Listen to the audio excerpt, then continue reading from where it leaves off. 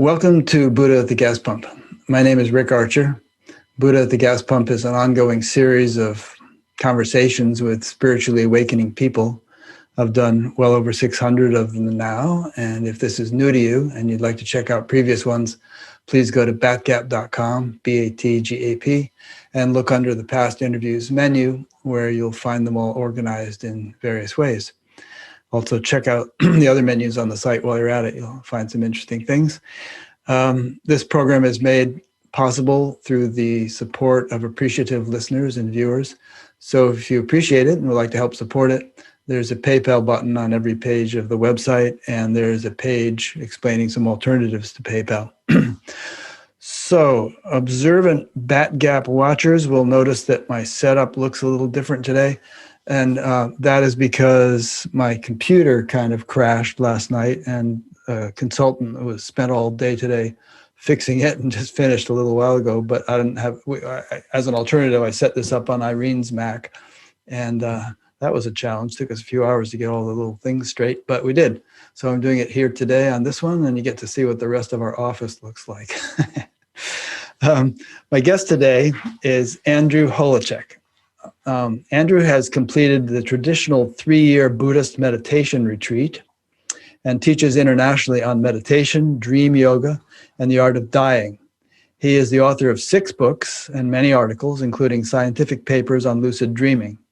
Dr. Holecek is a member of the American Academy of Sleep Medicine and a concert pianist with degrees in music, biology, and a doctorate in dental surgery.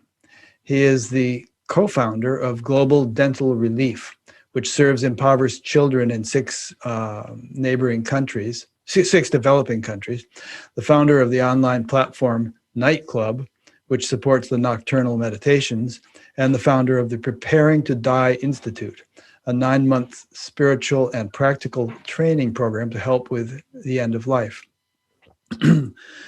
I'll be linking to a lot of this stuff on his page on batgap.com. I've spent the last week listening to about 1.5 of his books, The Dreams of Light, The Profound Daytime Practice of Lucid Dreaming. And I also listened to a fair amount of Preparing to Die, Practical Advice and Spiritual Wisdom from the Tibetan Buddhist Tradition. He's also written The Power and the Pain, Transforming Spiritual Hardship into Joy, and Dream Yoga, Illuminating Your Life Through Lucid Dreaming and the Tibetan Yogas of Sleep. So, wow, Andrew, you've done a lot of things in your life, and it's not over. Well, hopefully. Yeah, I've done a few things, and I'm very pleased to be able to meet you and spend a little bit of time with you. So thanks for the opportunity, Rick. Well, thank you. I had a friend who's a dentist. I forget what his specialty was. I think he was into TMJ, but he also did a lot of dental, he knew a lot about dentistry, and he spent a lot of time in Nepal and places like that, helping people who otherwise might have died from what to us is a simple, easily fixable thing. But, it gets out of control, it gets infected, goes to the brain, boom, you're dead. So he did a lot of that, traveling around, helping people in those impoverished areas, which it sounds like what you were doing. Yeah, very much so. And in fact, Nepal is where we started. Actually, Tibet was the first place I worked. And then we set up a kind of a situation with a monastery, an orphanage in Kathmandu. So our foundation still has an apartment there in the Bodhanath area of Kathmandu. And I don't do a whole lot of on-site clinical work anymore. I'm more involved with kind of administration and just fundraising and that sort of thing. But it's a wonderful organization that's done a lot of good. And it's just like you said, people in these developing countries have no access. And like you mentioned, a simple dental treatment, if it's not taken care of there, can literally take a person's life. So I feel really privileged to be able to do this kind of work. Yeah, I really admire people who do that sort of thing. I mean, and there are other nice examples. Ram Dass was involved in some Seva Foundation, which was helping, with cataract surgeries, I think it was. And his guru, Neem Karoli Baba, also had Larry Brilliant go out and pretty much eliminate the remains of smallpox in the world, or be a big part of that effort. So, obviously you and they are not, or were not, people who just dismiss the world as an illusion and that it could just sort of take care of itself. Right. Yeah. Right. Right. Takes a thorn to remove a thorn or something. Absolutely. Yeah. So you completed a traditional 3-year Buddhist meditation retreat. What was that? It was like 3 years straight at some point? Yeah. Yeah. Well, it was a unique design by one of my main teachers, Trungpa Rinpoche.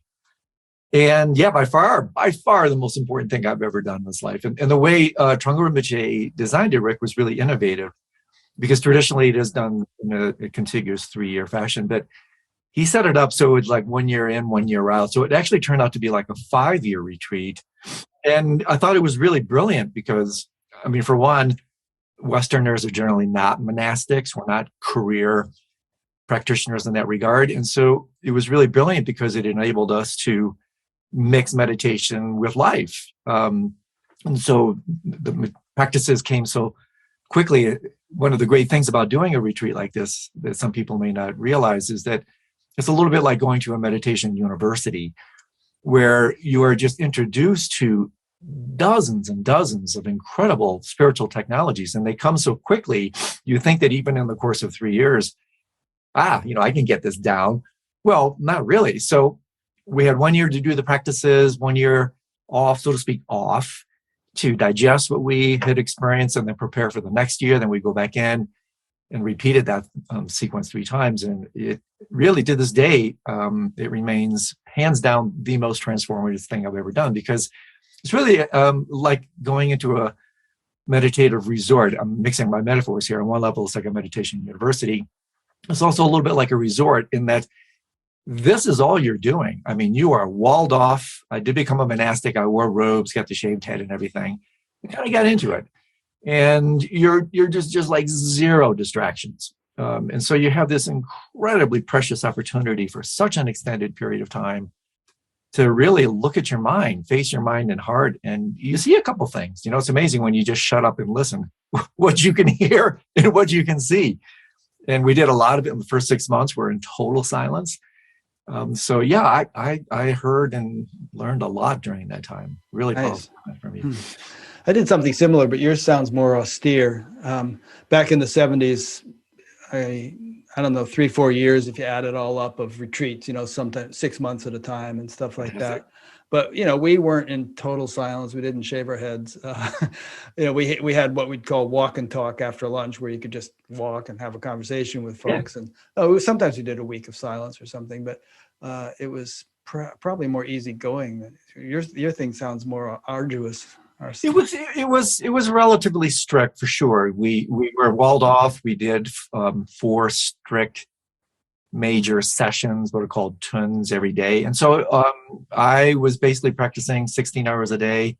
And here's the kicker. People always get interested in this, Rick, is where we actually practiced and slept sitting up in this meditation box, which I came to call playfully ego's coffin, right? Yeah. And it was actually extraordinarily skillful, because it was like this 3x3. It's not a total box, of course, but it's opened up on one side, and you have this little what's called puja table or practice table.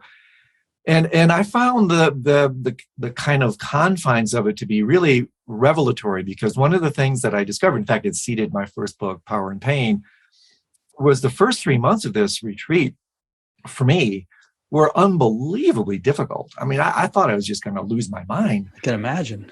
Because it was so confining. And then I started really reflecting. I said, okay, let me see if I can figure this out. I mean, here I am. I'm in this little room. I'm in my little thing. Why is this so difficult? And then I realized, oh my gosh, this is like a detox. For me, it was like entering I've never been addicted to traditional substances, but I realized addiction is a matter of degree. And I discovered during the course of this retreat that I'm a thought junkie. I'm addicted to distraction. I'm addicted to movement. And so it's just really quite brilliant that by curtailing, removing any opportunity for distraction, this kind of stir craziness was both diagnostic and prescriptive. It really showed me my absolute lust, my addiction for distraction and movement. And therefore is also prescriptive in the sense that, hey, wait a second, just like with any addict, one of the best things you can do is remove the addicting substance. And so in this case, it was really establishing a new, more sensitive relationship to my own mind. And so after this really arduous 3-month, detox process, which continued in a certain way through the entire 5 years, that's when the purification process really started to show some fruit, so to speak, and some amazing insights. On one level, you could say they're amazing. On another level, they're unbelievably ordinary. These are really quite ordinary experiences from a more absolute perspective. But it was a big deal for me. I really, for anybody who is interested in deeper dives into the nature of mind and reality, working with your mind in such an intensive way, it's not for everybody, but for those who resonate with it, it can be a real deal maker. Yeah. And it's important to emphasize it's not for everybody, because if a person tried to do a thing like that without proper preparation and supervision, they could go nuts, Well, literally. you absolutely said it. It took me 20 years of formal preparation. And then I've been meditating for 2 decades prior to that. So it was like 40 years of prep to get into it. And it's not for everybody. And really fundamentally, Rick, what I discovered at the end, and this is why, again, I appreciated the 5-year approach, was I was given enough skillful means to, in a very real way, enter a lifetime retreat in the midst of my everyday life. And this is where a lot of my books have come from, like what I call the nocturnal meditations, learning how to meditate and sleep and dream, learning how to bring meditative capabilities to virtually every circumstance in life. And that really was the incredible gift of this, is that really, it was great to kind of do this so-called remedial work. But now with the techniques I've been given, it's like, whoa, I've entered lifetime retreat in the midst of my daily life. and that's pretty cool, Yeah. So you mentioned your teacher, one of your teachers was Trungpa Rinpoche. That's Chogyam Trungpa Rinpoche, right? Yeah, he started in Naropa University. Yeah, the iconoclastic crazy wisdom guy. Yeah. Perhaps you can help me feel a little bit better about him, because every time you mentioned him in your book, I cringed a little bit. Yeah, you're not the only one. Yeah. Because of his raging alcoholism, and which killed him in his 40s, and his proclivity to mess around with women and stuff. And my recourse in understanding a man like that, who was obviously brilliant in certain respects, is to, think of Ken Wilber's lines of development model, where somebody's well developed along certain lines, but rather stunted in others, and could use some development in those. Would you accept that? I accept that premise, what's called the Wilber-Combs lattice, and I know that structure really well, and it has tremendous explanatory power. It might actually be worth talking about. But Rick, I would say, and again, here I am, a devotee, that kind of thing. I'm being blind to whatever.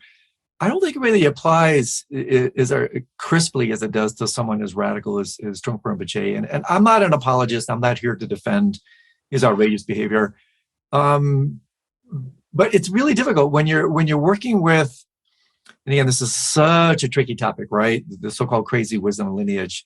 It's like, oh, geez, here we go again. Another Westerner who's just, drunk the Kool-Aid. And no.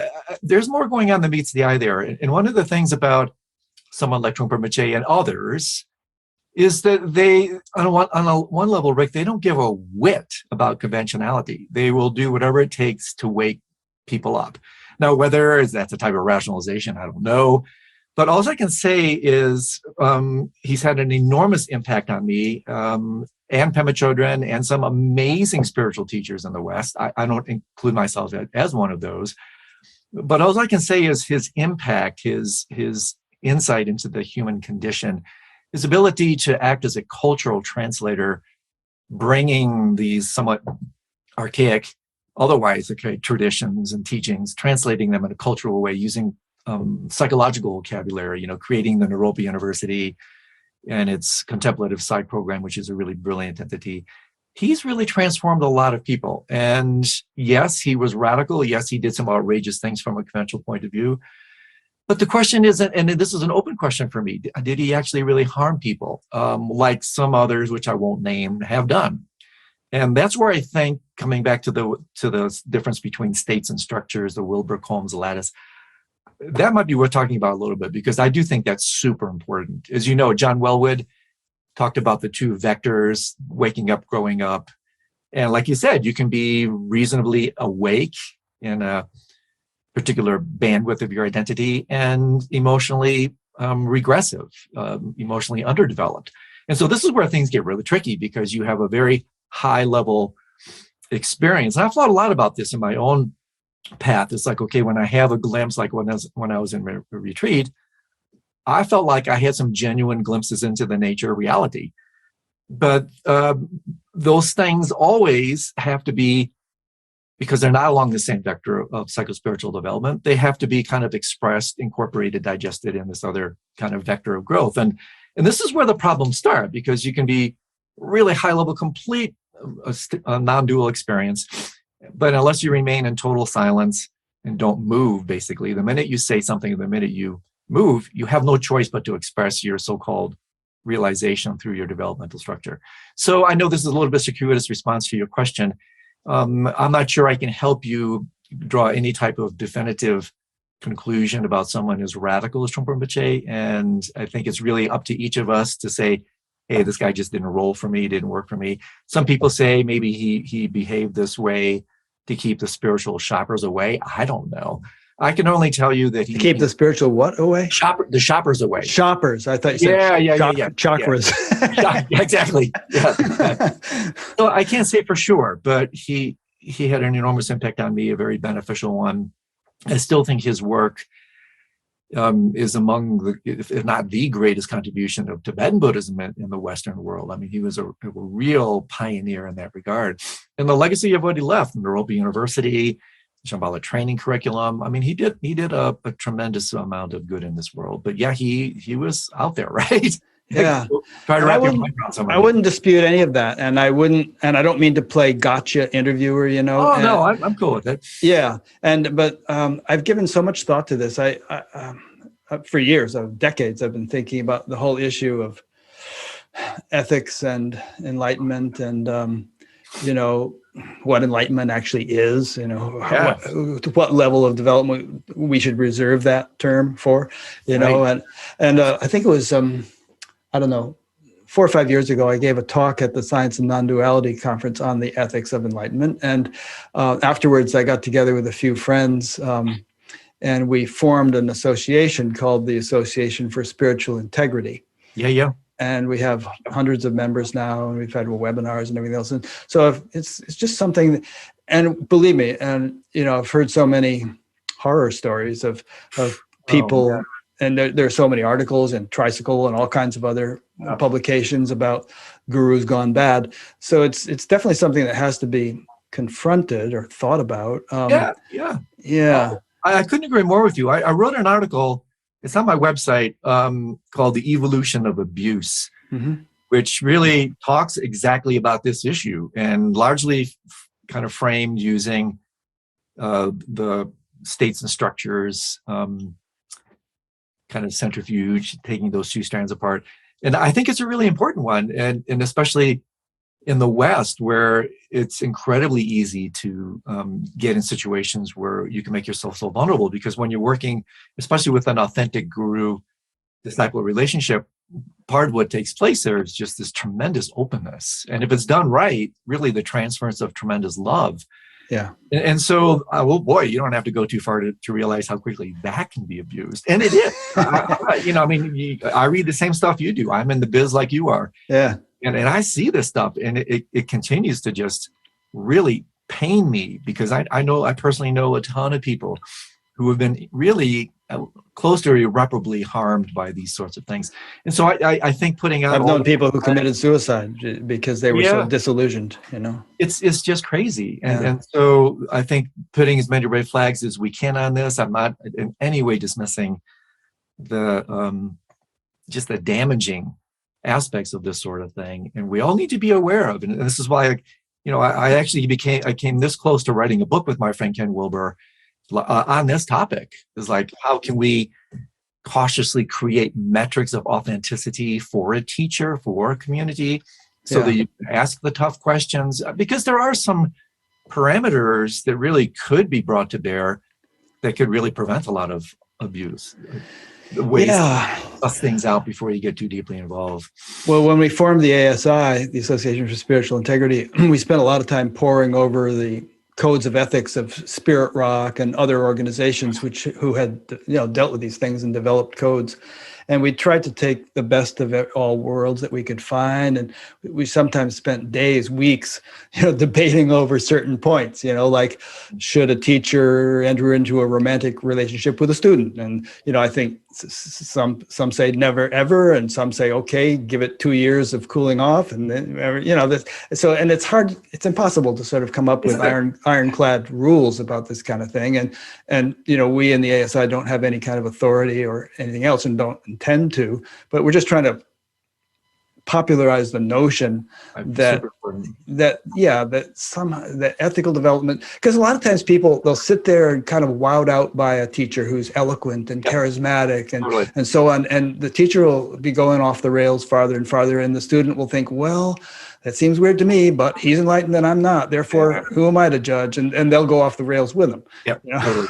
It turns out to be a codependent enabling process. And really one thing for me here is there's no such thing as a consensual relationship. There's no such thing as consensuality in a fiduciary relationship. In other words, if that's there, hey, geez, you're really asking for it. But the one thing that really is important is if you take a close look, and I can speak with a little bit more authority about the Buddhist tradition because that's the club that I've joined.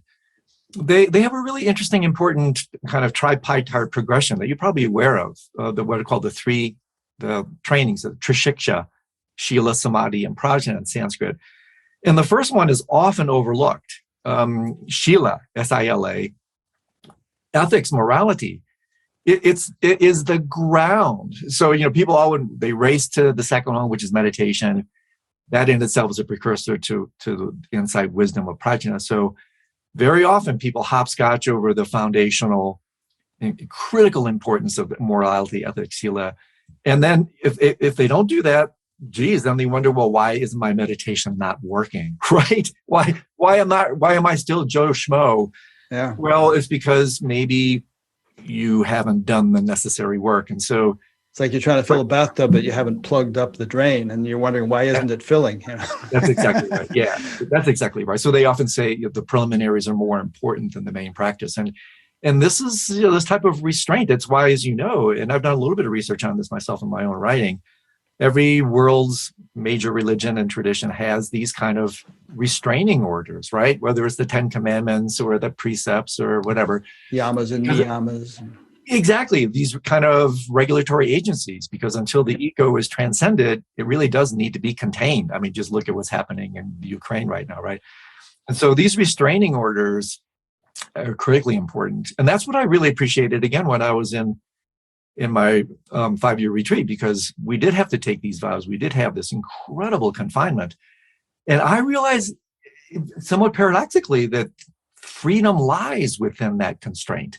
That if you're really invited and then in a certain sense forced, you could say, to really just be so held, so contained. I mean, that's really what mandala means, essence, container in the Tibetan language. If you're held by all these kind of codes, there's tremendous freedom in that. And therefore, you look at, I spent a lot of time in Asia, I spent a lot of time in monasteries where monks and nuns, they have literally hundreds of vows they have to attend to. And you think like, oh, from a Western point of view, it's like, oh, geez, that sounds like prison. Well, it's freedom for them because they're free from all these ridiculous distractions that we think constitute freedom, but are actually the most insidious of all traps. So, yeah. In my experience, the development is not strictly sequential. And in other words, like, you can, if you want to move a table, you can pull any one leg and all the legs will come along.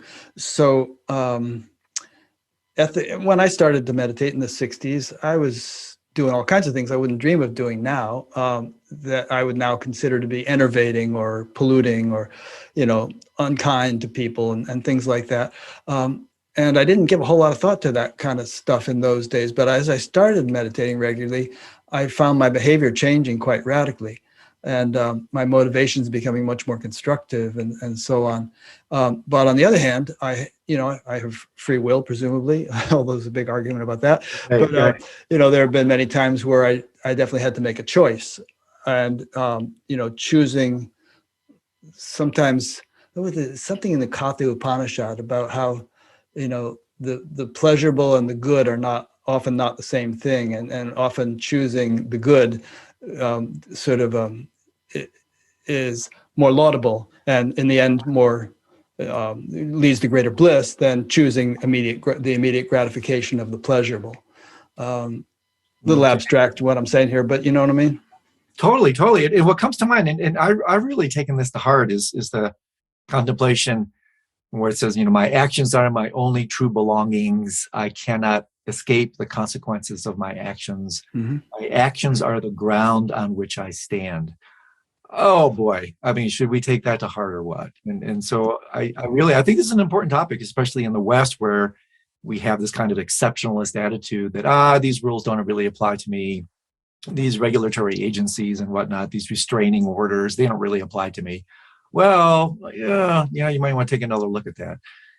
There's some real wisdom in what has been passed down in the tradition. Yeah, and I've been quoting this quote that I was told was from Pablo-Sambhava, but I heard recently attributed to somebody else. I don't know if it was from your book or somewhere else, so correct me if it wasn't him. But he says, he supposedly said, although my awareness is as vast as the sky, my attention to karma is as fine as a grain of barley flour. Barley flour, yeah, that's Pablo-Sambhava. Which I interpret as meaning, it doesn't matter how cosmic you are, you really have to be on your toes. Absolutely, Yeah. absolutely, and that's really, this from Guru Rinpoche, Pablo-Sambhava, and that's super important, because otherwise you can get lost in this kind of absolutistic trap, the absolute truth trap, where you figure, I'll just maintain everything's empty, everything's an illusion, a complete misunderstanding that doesn't acknowledge the truth of habit, karma, relative reality, and causality. And so, for me, it's like the delicate dance of balancing both relative and absolute vectors. And this is what makes the whole thing so incredibly fascinating, because we're complex beings. We don't exist. Not only do we not exist along one locus of identity, even in one vector of the spectrum of our identity. So let's take as an extreme example, like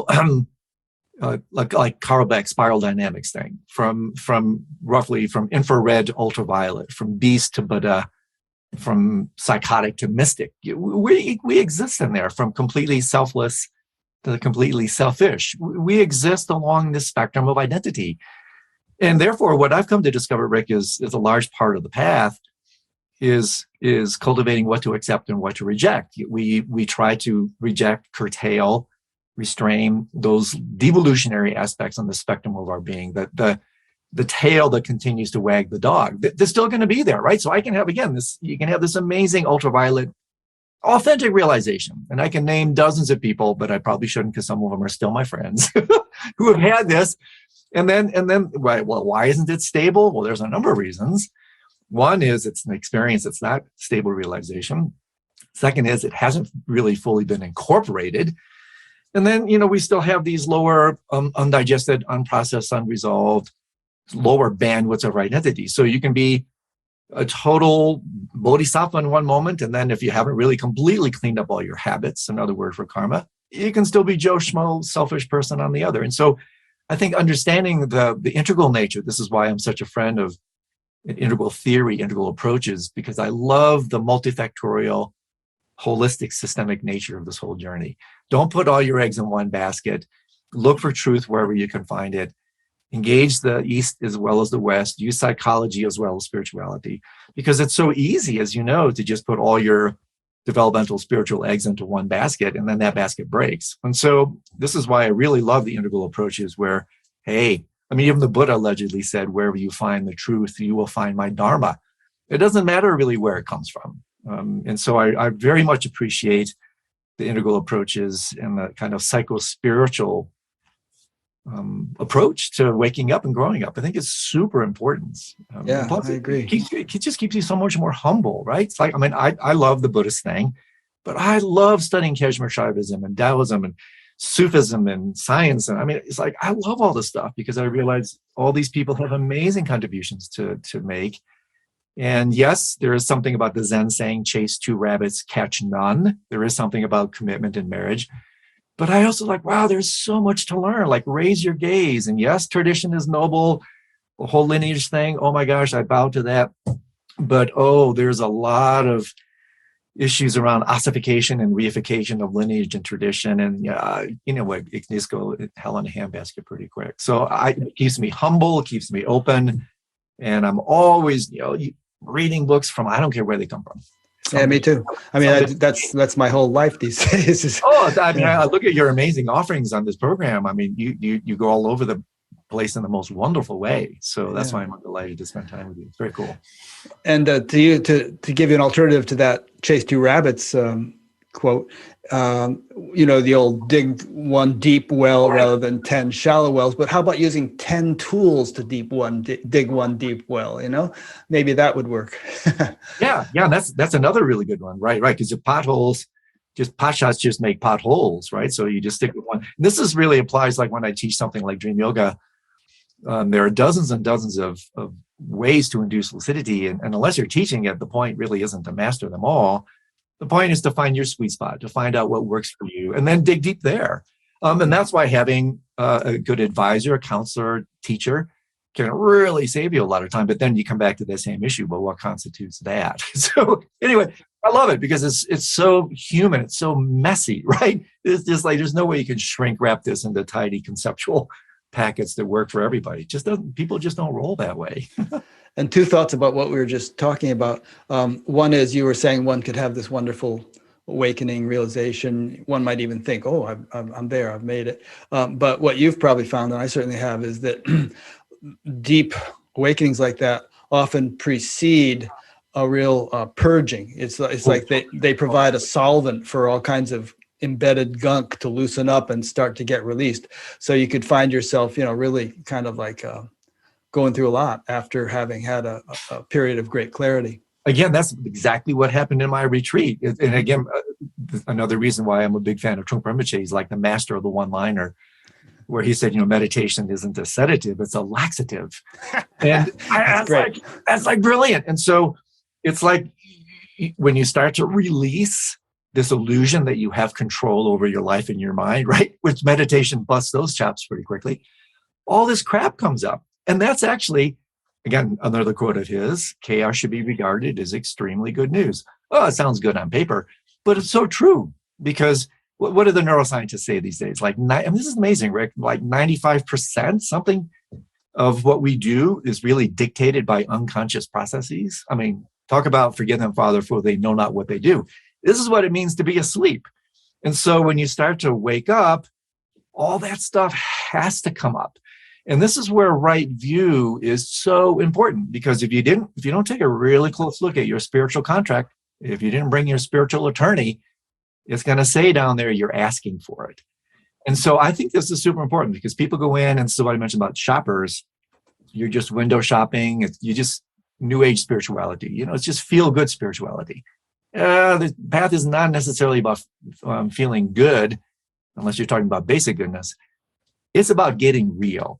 And getting real means working with the dark side, which is why I'm so fascinated with things like death and dying in the nocturnal meditations, which are all code words for subtlety and unconscious processes. Because I've discovered in my own path very intimately that Jung talked about this, the whole process of individuation. You got to make these unconscious processes conscious. Otherwise, what do? They continue to run and often ruin your life, right? We're just pinging off of these unconscious habits that are stored in the unconscious mind. So again, wonderful contribution of the West, this incredible capability to bring unconscious processes into the light of awareness using Western means, not just Eastern. Yeah. And you might feel pretty darn good after you've gone through years of this purging process and purification process. The process itself might not be very much fun. Like it's maybe not fun to clean up a dusty house and the dust is flying around. But once the dust has been cleared, then you have a nice, neat house. So it's not like we're saying that people are going to be condemned to a lifetime of dealing with their crap. At a certain point, it gets kind of cleared out, It does. And this is really where, again, the main reason I'm involved in Buddhism is because of the Tibetan Buddhist approach, Tantra, which is like Eastern alchemy. And oh God, the genius there, Rick, is that obstacles are opportunities in disguise. And Tantra is just so brilliant because there are no weeds in the garden of Tantra. If you look at everything in the proper lens, through processes of alchemical transmutation and like, the greater the obstacle, the greater the opportunity. And I've discovered this again. It's like, whoa, are you kidding? No, I'm not kidding. The more you're armed with the right tools and the kind of meditations that implement them, the more you're equipped to go into really dark, difficult periods. And this is, again, why I'm so interested in death and dying, because what is arguably darker, more difficult, more challenging than death? Like, I can't think of anything. And yet, according to the wisdom traditions, if you're armed with the right teachings, death literally becomes a once-in-a-lifetime opportunity. I mean, the wisdom traditions radically proclaim more opportunities for rapid psychospiritual development at the end of life and beyond. And we can talk a little bit more about why. But to me, this is a healthy brilliance of working with the stuff, letting it come up, super samsara, so that if you allow all this junk to come up and you relate to it properly, you actually see that within that darkness is the light. Or like my friend Chris Wallace says so beautifully, there is no darkness within, only light unseen. So how can we find the light in the darkness? How can we find the gold in the lead, the medicine in the poison? And that to me is the genius of Tantra. And that's exactly why my retreat was scheduled the way it was, because I had 1 year, so to speak, in nirvana, right? So to speak. And then 1 year back out in samsara, 1 year back in, 1 year back out. And it really kind of invited me, almost forced me to realize, hey, how's what I'm doing right now with my complete screwed up mind? How is that any different from what I'm doing in retreat? And what I discovered here, Rick, and I'm riffing on this right now, this is really the book I'm working on now, and what I call the reverse meditations. I'm super psyched about this one. Because what I've discovered is if you go 100% into what you're feeling, and this is really practical for right now, when everything is just going to hell in a handbasket. If you go 100% into what you're alluding to the current events of Ukraine. And just everything in politics, COVID and politics and polarization. Yeah, all that stuff. Take your pick, right? QAnon. Exactly. So if you're feeling like whatever, really bad, very interesting exploration was just try to feel as bad as you possibly can. Don't indulge it. Don't repress it. Try to be that feeling 100%.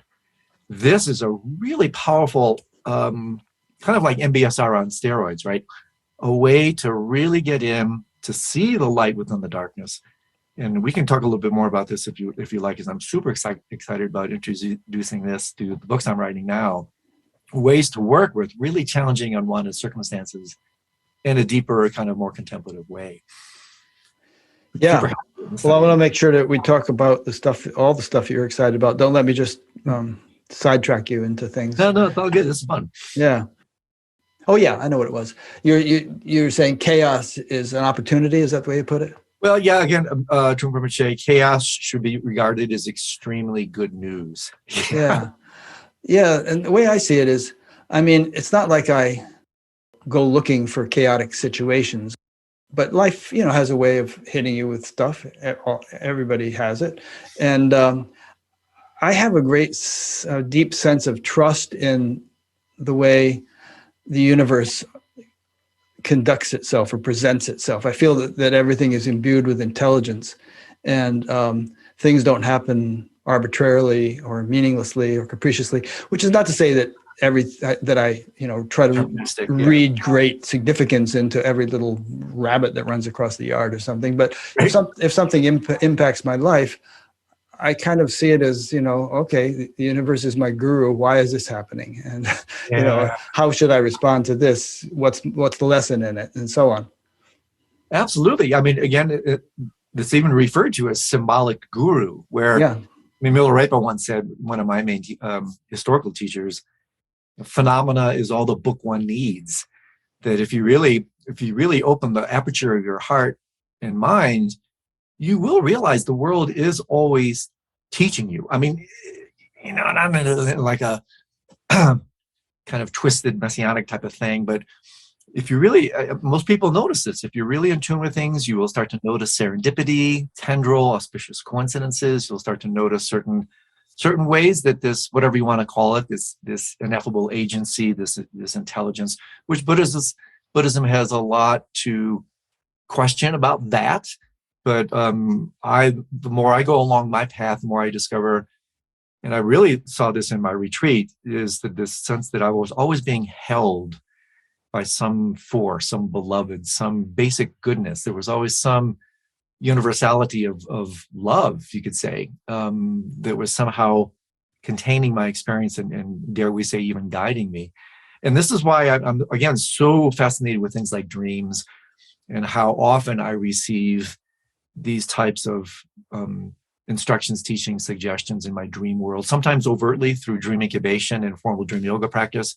But because I've opened myself, I think, to a relative degree, especially in the nocturnal arena, I discover the kind of the porosity of my sense of being when those membranes are falling, dissolve when I go to sleep. And then these agencies, or whatever you want to call them, disembodied intelligences, whatever you want to call them, then I feel their presence. And to me, it's been a radical game changer, Rick, because it completely rattles my previously dogmatic, materialistic, physicalistic view. I mean, in addition to my earlier studies, I was actually studying the physics track, but I realized it was such a degraded, reductionist kind of flatland view that sucked the life out of everything. I said, geez, I'm barking up the wrong tree here.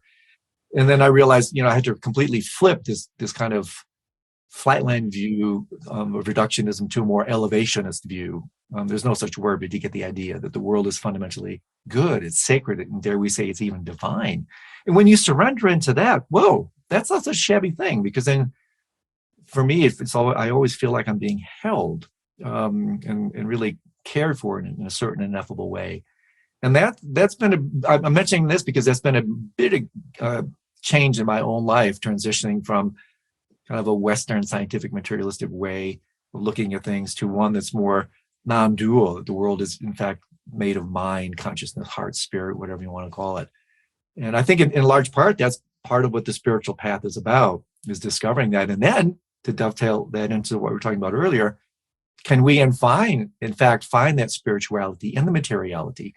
Can we in fact go into those previously highly contracted materialistic states and realize the heaven that's in that hell, so to speak? And to me, I think that's the real charter of the tantric traditions, the alchemical traditions. And therefore, like I mentioned earlier, then your entire life, you don't have to go into a 3-year retreat. Armed with the right view and the right teachings, there's nothing but spiritual path. There's nothing but the clear light mind or nirvana, or whatever you want to talk about. It's really just a matter of recognition. Yeah. And, we might sound a little glib to many people whose grandparents died in Auschwitz, or who are, getting bombed in Mariupol right now. So what should we say to them? And I can think of an example of where this rubber really had to meet the road, which is when the Chinese invaded Tibet and killed so many monks and destroyed, art monasteries and sacred art. I mean, do you know stories of monks who sort of met that challenge in a way which proved their spiritual merit? Yeah, for sure. This is where we have to titrate out again absolute and relative truth. Because when we talk about the perfect purity of things, a little bit what we were talking about earlier about the trap of absolutism, when we talk about the nature of reality in it as being perfectly pure, divine, sacred, which really, this is the proclamation, the radical proclamation of the world's wisdom traditions, I've come to understand them.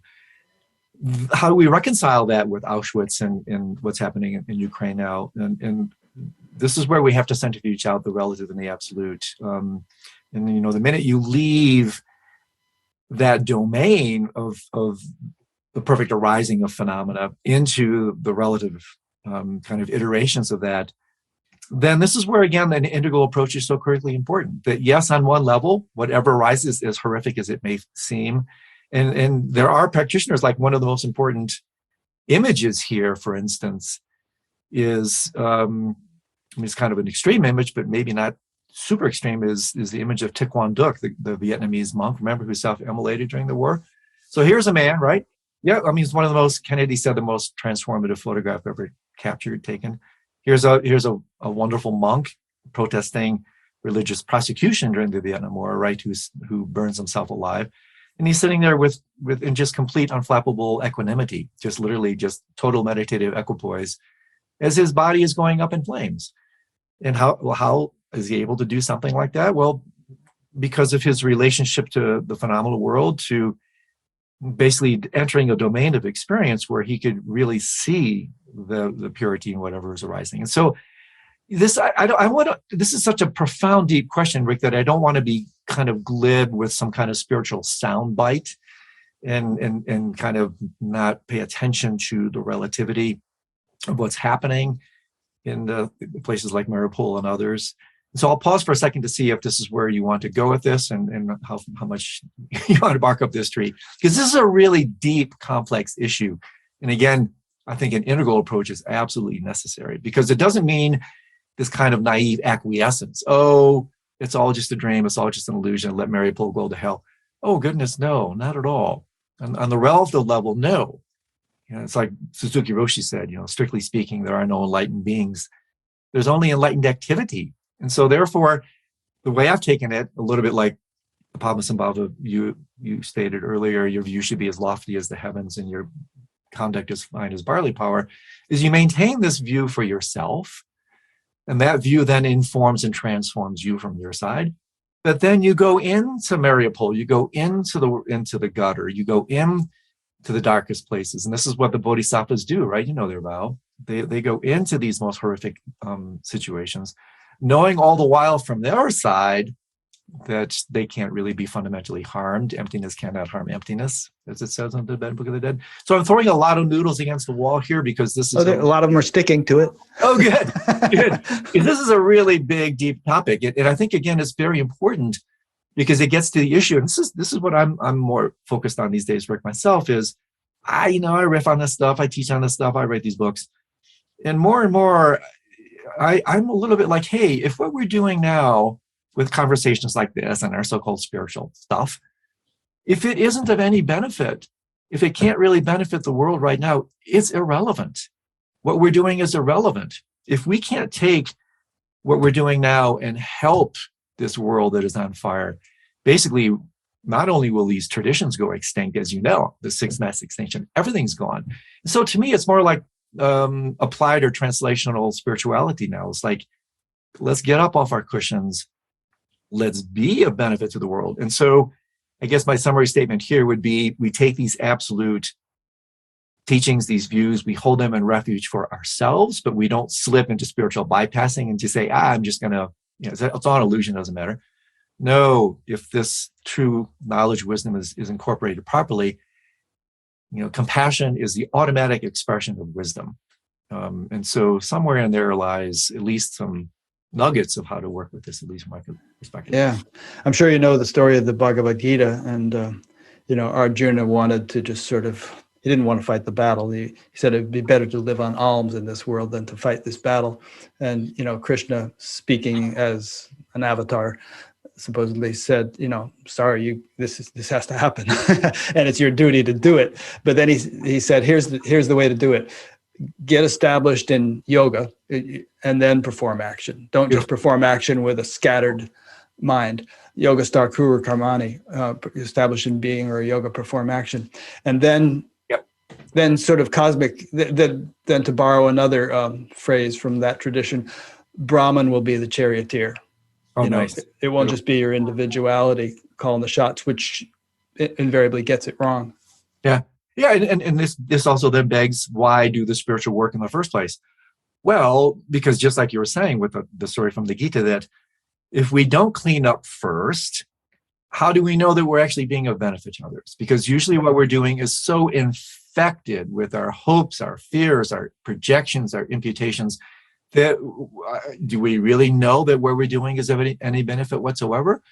And so therefore, the reason to do the so-called spiritual work, two reasons. One is you get rid of all these obscurations that helps you to see clearly. And the second thing is you start to realize fundamentally, and this is a really interesting track that we could go on for a little while, is that fundamentally, we don't reduce everything into, like my friend Ken Wilber says beautifully, don't reduce everything into frisky dirt, right? Materialistic thing. I love that phrase. Reduce everything into spiritual principles. And therefore, what I'm getting at here that I think is super important is that if you take a very close look at everything that's happening in the world, look at your own mind, look at your heart, and look at the world, there's no doubt whatsoever in my mind that everything, and I mean everything, can be fundamentally reduced, in the best sense of reductionism, into spiritual principles and spiritual tenets. I've thought about this a lot. Everything we do is a mere substitute gratification if we're not working with these principles. Everything else is a mere distraction if we're not working with these principles. And therefore, by working with yourself, working with your mind and heart, psychospiritually, you're really getting to what the Tibetans call the nintig, the heart essence, from which everything arises. And therefore, from that space, you will realize that, yes, that person halfway across the world may be expressing their divinity in a particularly unique way, but underneath it all are these fundamental generative principles that we all share. And irreducibly, like what does the Dalai Lama say? We all simply want to be happy. We just do it in really sometimes idiosyncratic, unique ways. And so that may seem like a patronizing, even Platonic approach to this, but I think it has a lot of explanatory power, that if you really break things down, it comes down to some very fundamental principles. And my friend David Loy, I think he's one of the most sensitive philosophers. You should have him on your show. I've had him on twice. Oh, he's the best. He's a great guy. He's unbelievable. And he writes beautifully in his book, Non-Duality in Buddhism and Beyond. If I remember properly in that book, he says, philosophy pretty much rose as a way to solve the problems of duality. Solve the problems of duality. In other words, reduce everything into non-dualistic fundamental principles. And not only does philosophy fall away, but everything else falls away. And so this is important for me, Rick, because then as I look at my life and all the complexities and all the seeming like, oh my gosh, it's so complex. And again, on a relative level, yes, and integral approaches help there. On an absolute level, I think, in my experience bears this out, that in a healthiest sense, you can bring this vast multifarious display of the phenomenal world and mind into some pretty fundamental, irreducible principles.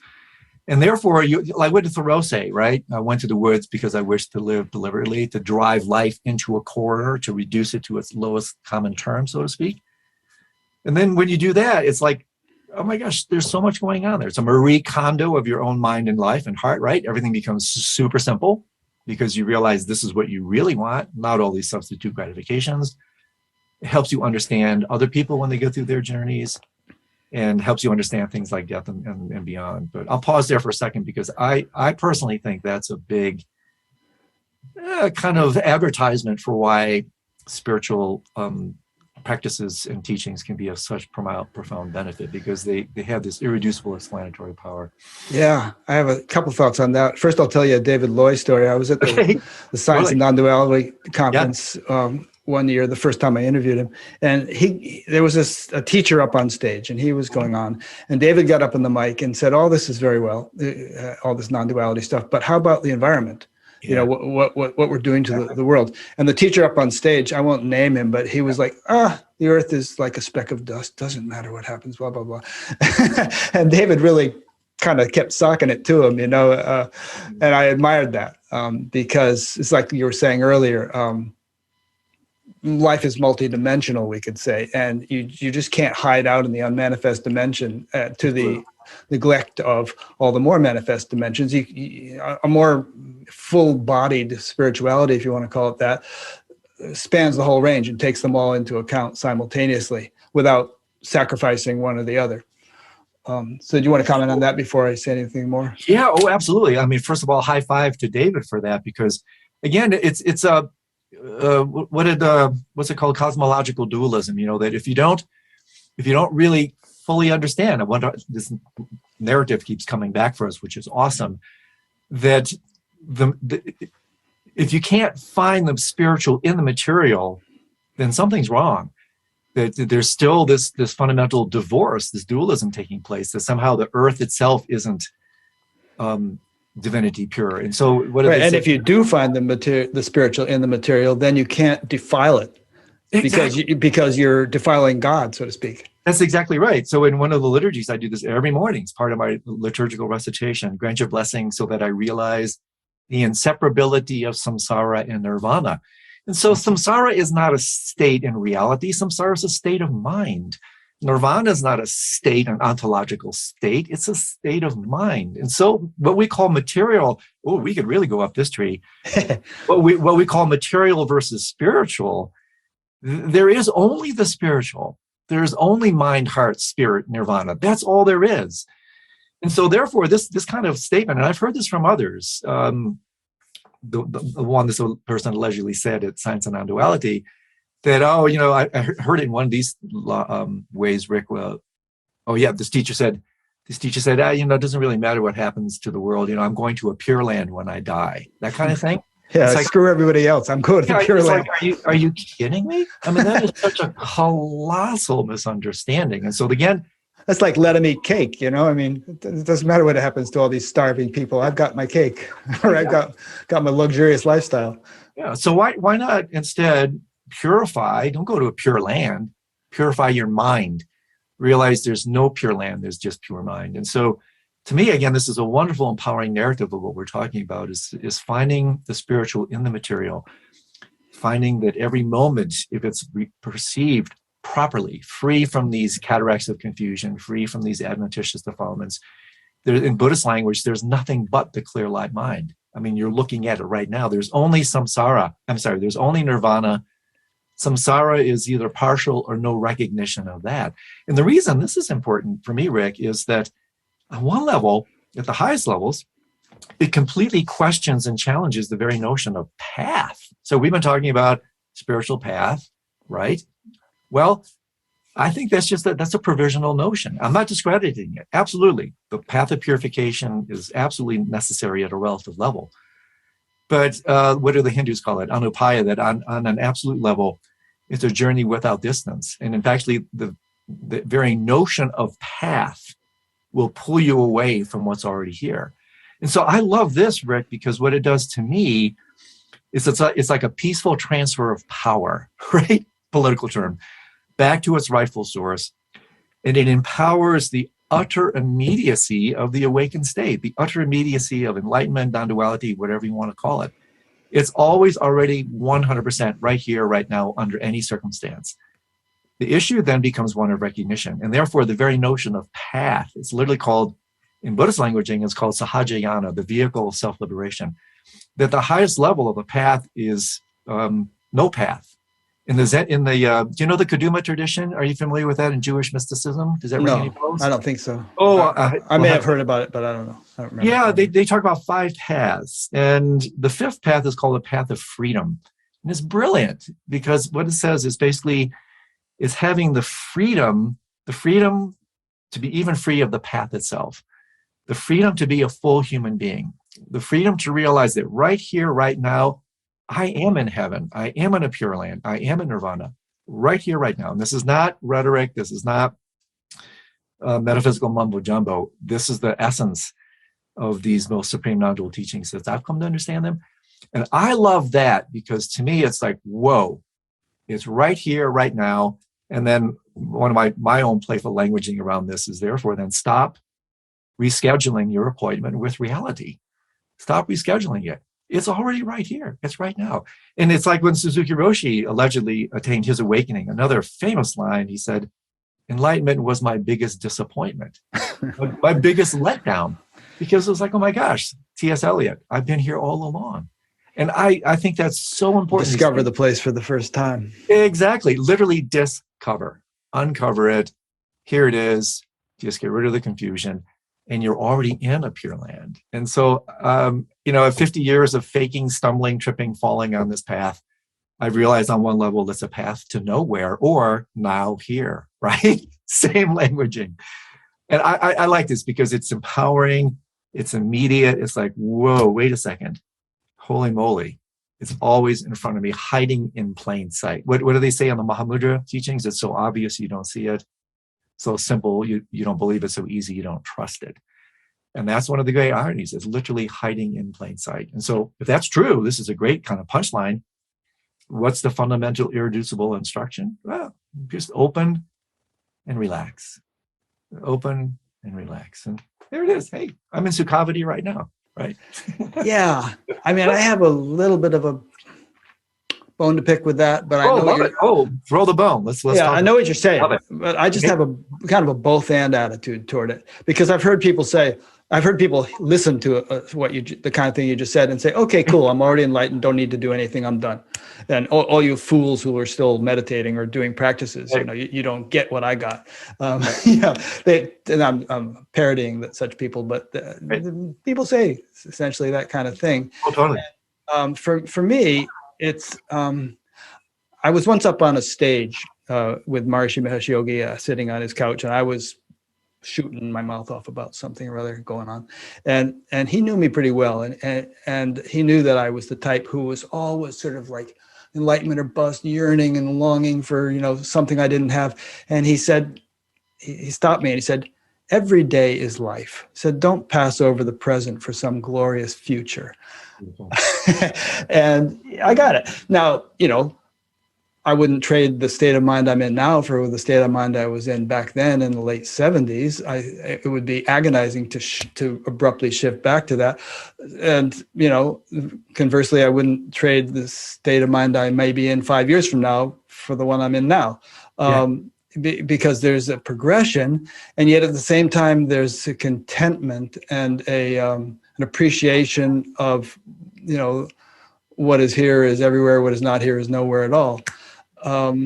So there's kind of a both and bicycle balancing. I'm so glad you brought this up. This is such an important thing, because again, Suzuki Roshi, what does he say? You're all perfect just the way you are, but you could use improvement, right? Improvement. That's it right there. And so here's the thing, Rick, this is really interesting to me. It's like, why can't we have it both ways? I mean, it's really because, let me say a little bit about this. It's principally because we live in Aristotle's world and his three laws of thought, especially the law of the excluded middle, this kind of binary, black, white, yes, no type of thinking and approach to reality. And so I think a lot of people say, well, you can't have it both ways. Both are relative and the absolute, right? Well, who says? I mean, Aristotle, maybe? So I am really, a context for this might be something like, so in the early part of the last century, when there are physicists who are trying to reconcile how light under one circumstance could behave like a particle, and under a different circumstance like a wave. And so there was just amazing dissonance and clash. Well, how can one phenomena be a wave and a particle? Those are about the two most different things you could get. And so Niels Bohr came along with his really important notion of complementarity. That yes, you can have it both ways. What do they call it? Diletheism now? That you can think in these non-binary ways, these more liminal ways, which are much more in resonance with reality. Yeah, it's the Search paradox. Search is both a candy mint and a breath mint. Oh, if you remember those commercials. Yeah, that's good. I haven't thought about that in a long. But this is really important because it stretches the way we think, the way we feel, and pardon all these one-liners, but I remember they're good in one-liners. So here's one from a Nobel laureate physicist, Brian Josephson, when he says, "This is great." I met Brian. He's in Switzerland in the TM days. Oh, good for you. Well, he has this great line. I just love it. He says, we think that we think clearly, but that's only because we don't think clearly. That's great. That's very good. I like that. Or like Einstein said, the same type of thinking that got us into this mess is not the same kind of thinking that's going to get out of it. Yeah. The way I sometimes put it is the first thing delusion does is delude you to the fact that you're deluded. Exactly. Exactly. And so to me, it's like, yes, we need both views. And that's why, like you're saying, this kind of Nike approach that a lot of people, when they first came in the older days, Tartan Tulku, Trungpa Rinpoche, Suzuki Roshi, and others, the kind of Nike approach, just do it, right? Mm-hmm. I'm already awake, I'm already there, just do it. True, but partial, right? So then you've got the integral approach then. So on an absolute level, yes, it's already here right now, bingo, that's it. That's perhaps the ultimate refuge. But then you have to bring heaven down into earth and relate to karma and space, time, and causality. And to give an extreme example, imagine going into a psychiatric hospital and sitting down with a psychotic person and saying, it's already here right now. You're already enlightened. What good does that do them? Exactly. I mean, they need some help, and they've got to go through some, steps before they get to the place where that's a meaningful statement. Absolutely. And this again ties into this kind of spectrum of our identity, that we have aspects of us, the more ultraviolet end, that could in fact resonate with these more absolute level teachings and practices and whatnot. But then we have this lower intermediate and then lower bandwidth of our identity where depending on how far down it goes, more kind of Western, whatever, psychotherapeutic or physical methods would be more appropriate at that point. And so what really defines skillful means for me along these lines, Rick, is meeting situations and people where they're at, not where you're at. And so it's a long-winded way of saying. That's a good way of putting it. Yeah, I like that. Yeah, it's a way of really just balancing and being open and honest and humble. That yeah, this teaching is great, but these other kind of skillful means and whatnot are still they're there for a reason. Yeah, meeting people where they're at, not where you're at. So a nice analogy: when the mangoes become ripe, the branches bend down so people can reach them. Nice. Yeah. That's exactly right. That's exactly right. So we spent about an hour talking about all this cool stuff, and we could spend the next hour just stream of consciousness riffing on things. But I want to make sure to get to the things that really light your fire. Dream yoga and both nocturnal and daytime. Yeah. And anything else you want to be sure to cover during our time together? Oh my gosh. Yeah. Well, we can totally run there. I mean, my last 3 books, my so-called Dream Trilogy, are all on the dream. So maybe we can start with that if you want, because that also includes the whole death thing that I'm also really interested in. And so I can just start with what maybe of interest to your listeners, or this deep passion I have for my languaging, the nocturnal meditations, where nocturnal is really a code language for subtle. And so in my experience and in my, again, also my languaging, there are 5 of these practices. We can talk briefly about each of them because I think they're really fascinating ways to explore the mind as it transitions. Again, very interesting, using the binary thing.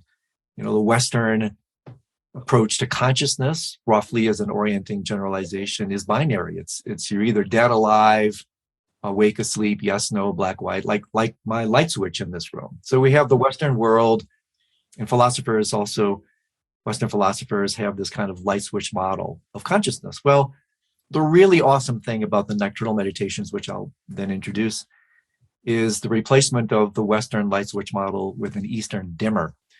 Like, where is that? Eastern dimmer. So instead of yes, no, black, white, dead, alive, you're just simply going from gross to subtle to really subtle. By the way, exactly the same journey that takes place when we die. So the 5 meditations, and then we can pause and discuss them briefly. The first one is used to be called hypnagogic, hypnopompic spaces. The term I appreciate more now is called liminal dreaming, where liminal is a word for threshold. And this is, everybody will relate to this. It's when you first lie down, you're not quite awake, you're not quite asleep, you're not quite here, you're not quite there. You're in this kind of plasma of mind, this kind of froth of perception. We all know what that's like. That can then progress into the next. And this is actually associated with clinical stages of sleep, which I work with in my own practice, or did when I did sleep medicine stuff.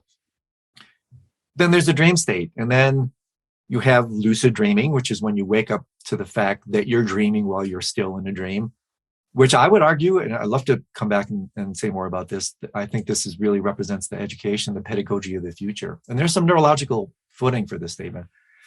That will eventually, with some kind of familiarity, proficiency, so to speak, that can mature in what's called dream yoga, where the nocturnal mind, the dream state, is now used for purposes of spiritual growth and transformation, with a little bit of stability. And that can be kind of progress into what's called luminosity yoga or sleep yoga. It's not the same as yoga nidra, even though the term nidra means sleep. So in case people are a little bit familiar with that term, yoga nidra is more connected to liminal dreaming.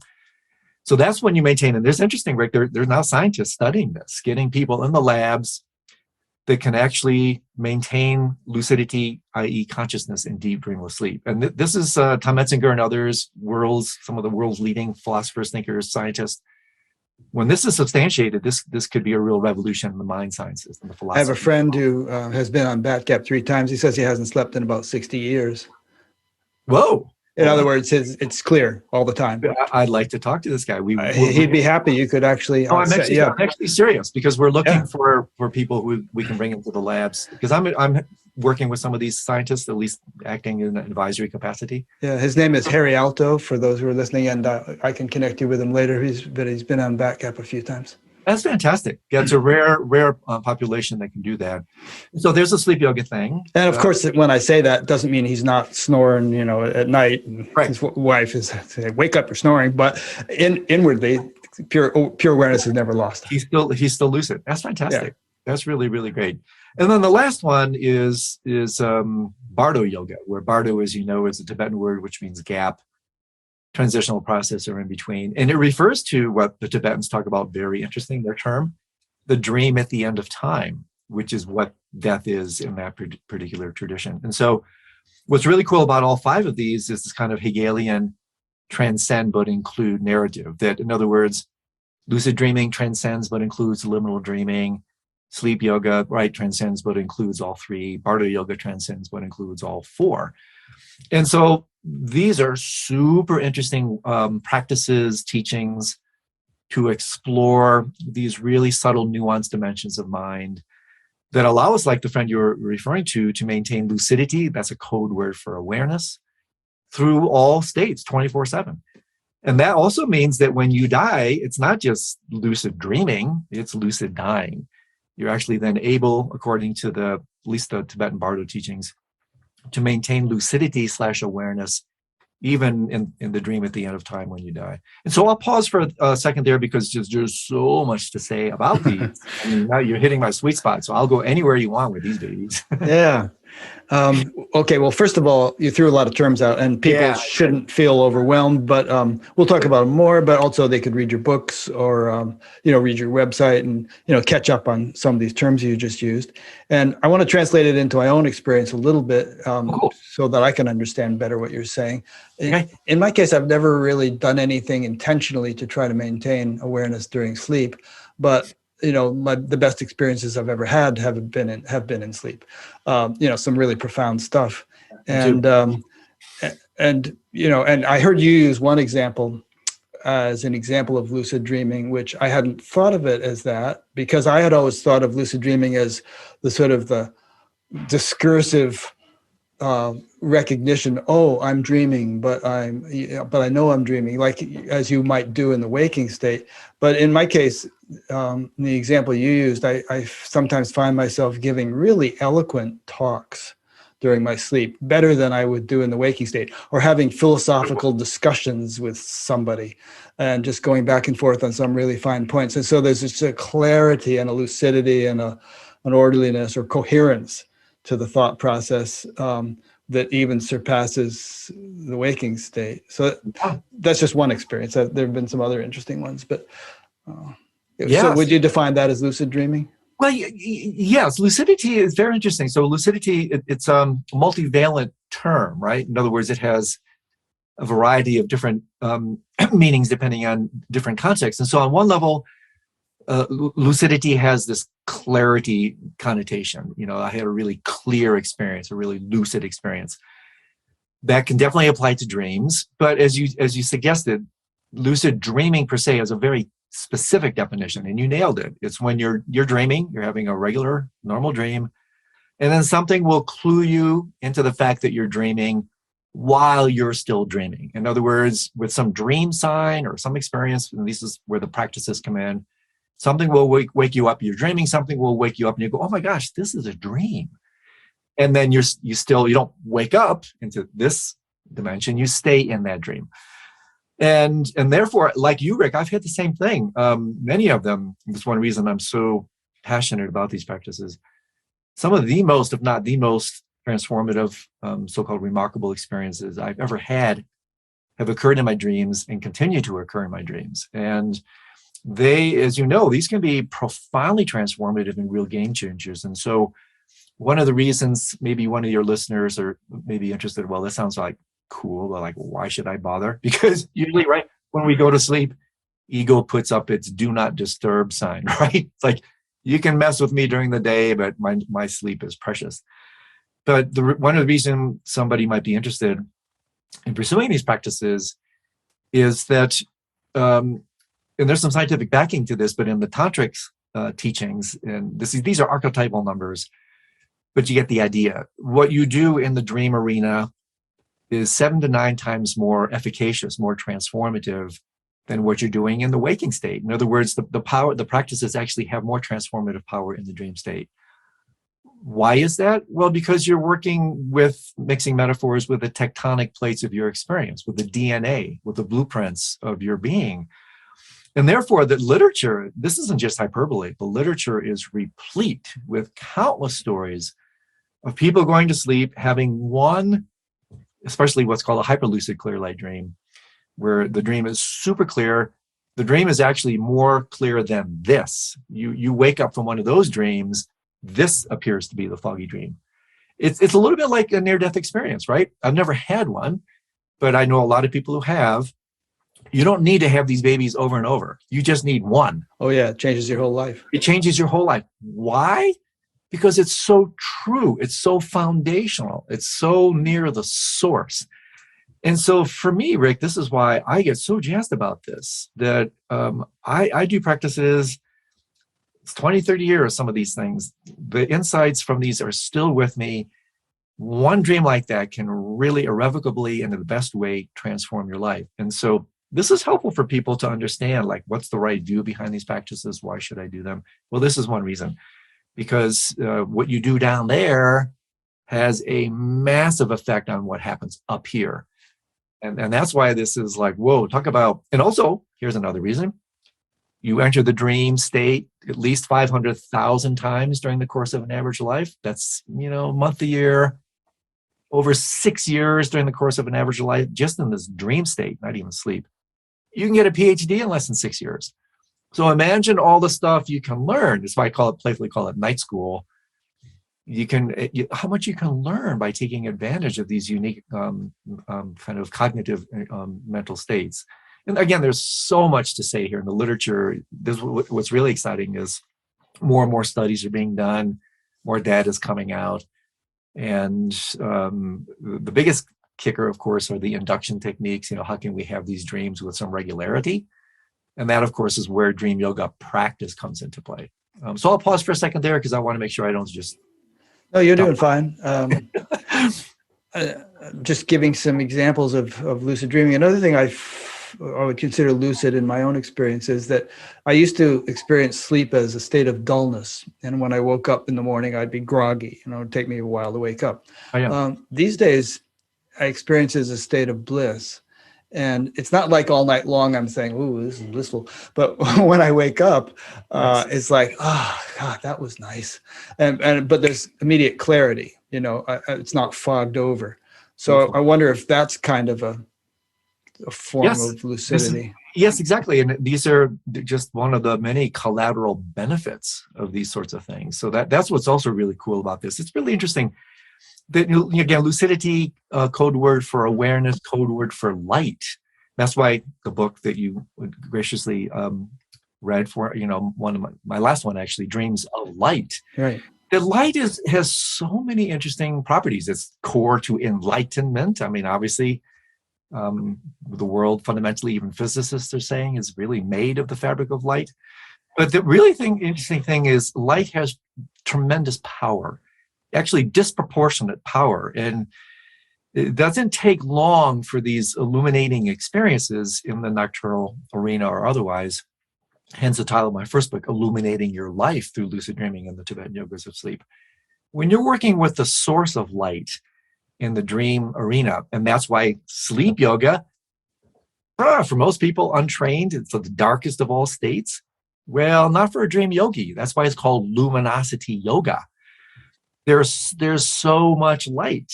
It's just a kind of expanded definition of light. And light has tremendous power. It's hard to contain, right? One of the things I've done over the last couple of years, Rick, is what's called dark retreat, where I go into these dark cabins and do some really interesting, profound practices. And just one brief little anecdote here is it often takes me 1, 2, 3 days, even though the cabin's specially prepared. I have to come in with duct tape and cardboard, because once my eyes acclimatize, my eyes Dilate, interesting metaphor for the opening and the dilation of consciousness.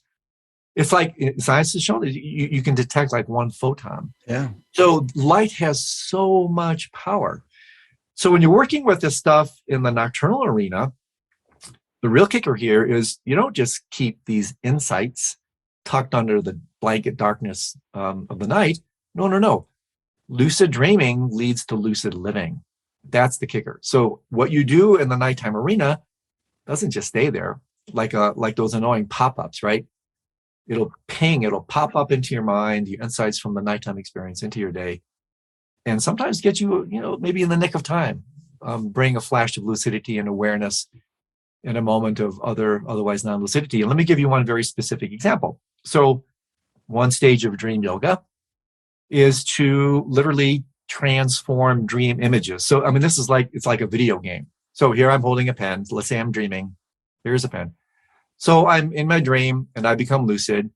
And then usually what I'll say is, okay, what was I going to do tonight? Oh yeah, tonight I'm going to do stage 3 dream yoga. And so stage 3 dream yoga, this is my mapping, and this comes from the traditions, is transforming the dream object. So here's a pen, I'm in the dream. I'm going to change that pen into this glass. And so I'm in the dream, and at first it's like, oh, I can do that. That's easy. Well, get back to me. It's not that easy, right?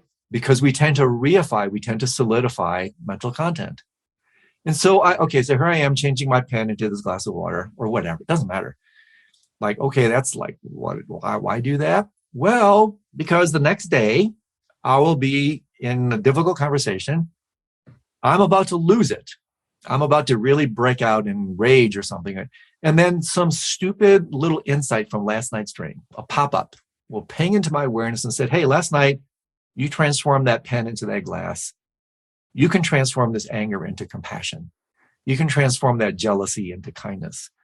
And I cannot tell you how many times this has happened to me. And so this is the kind of what I call stealth help. You work with the stuff at night. It works underground, so to speak. It'll ping into your life and during the day, bring about a moment of lucidity / awareness, and therefore make you lucid aware of the contents of your life and experience now. And really, arguably, Buddha literally comes from root meaning the awakened one. The Buddha was really arguably the ultimate lucid dreamer. I mean, he really explained, as do the Hindus and other traditions, how you can use this wonderful distilled arena of consciousness to work with your life altogether. So just a quick example of how the stages of dream yoga might work, and like, why bother with them, right? Why do them during the day? Yeah. I would say that's true of spirituality in general, is whatever amount of spiritual development you have under your belt, it's going to serve you spontaneously and naturally. I mean, you're just operating from that different way of functioning. It's not like you have to sort of conjure it up all of a sudden in a difficult circumstance. It should be there as a continuum to whatever extent it's really been developed and stabilized. Exactly. Yeah. And then really the ultimate equivalence of the whole thing. So it's a little bit like the gentleman you were referring to. Eventually what happens when these practices are brought to fruition is the ultimate equanimity equivalence of all these different states, that in the mind of a really awakened one, there's really no difference between waking, sleeping, dreaming, and dying. Dreaming is really code language. This is the way I run with it. Dream is code language for manifestation of mind. And so really when you look at dream in this larger rubric, this is a dream. This is what the Buddha woke up. When the Buddha woke up, very interesting. What did the Buddha wake up from? What did he wake up to? Well, he woke up from the nightmare of reification, the nightmare of solidity, the nightmare of duality. He woke up from that nightmare. What did he wake up to? He woke up to a dreamlike, empty, fluid, malleable reality. So he woke up to realize that everything, interesting, because we were talking about this earlier, everything fundamentally is really of the nature of mind, dream in this larger sense. And so this is really, we're jumping way over now to the fruitional aspects of these practices.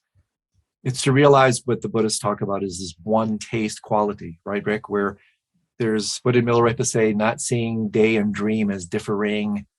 This is as meditation as it can be. not seeing the here and hereafter as differing.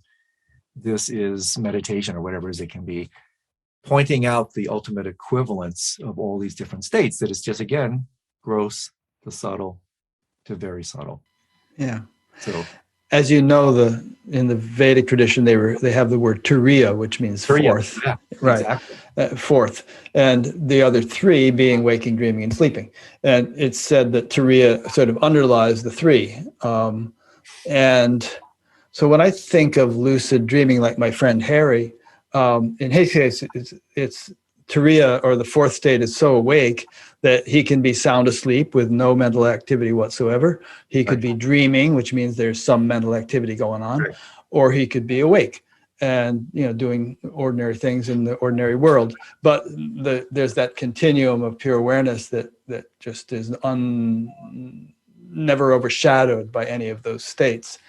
And when I think of lucid dreaming in terms of like being able to change a pen into a glass, that would be somewhere in the middle state where you're not in deep sleep. There's some mental activity going on, and there's a little bit of volition or in that mental activity, which is ordinarily non-volitional.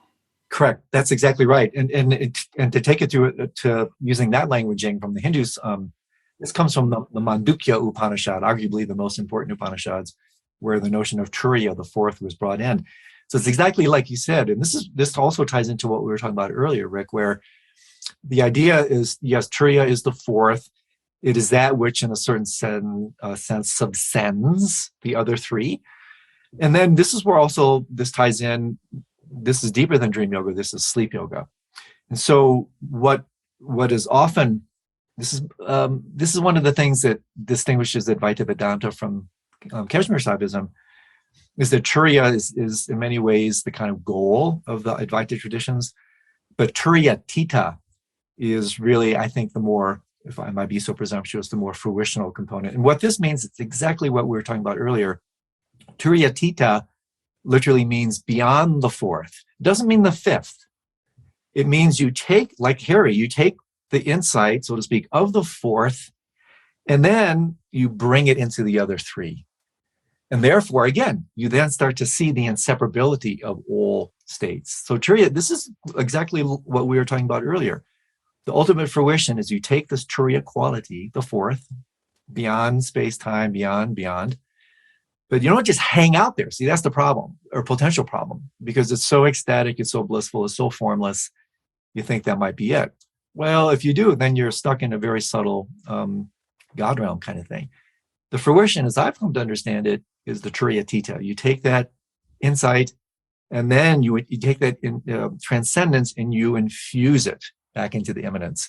So that you then see, hey, just what we talked about an hour ago, you then see the spiritual in the waking state, the spiritual in the dream state. You see the spiritual in all things, so to speak, material. And so, high five to Harry and spot on. That's exactly the fruition of these sorts of things. And again, it's available to us. It's not like, it's something we can really work with and practice, not only in the nocturnal arena, but one of the ways to grease the skids to this type of experience at night is to do the correlative meditations during the day. Work with subtle dimensions of mind during the day so that you can then recognize those dimensions when they're revealed at night. And one final reason why you want to do this, well, according to especially the Buddhist tradition, this is the journey you're going to take when you die. You're going to return into the dream at the end of time, and this entire phenomenal process is just going to take place in a more extended fashion. So that's, again, why, like, lucid dreaming is like a center. It's what do they call it? Bidirectional. It's tridirectional. So the insights from lucid dreaming ping back to wake you up during the day. That's lucid living. That's what my Dreams of Light book was all about.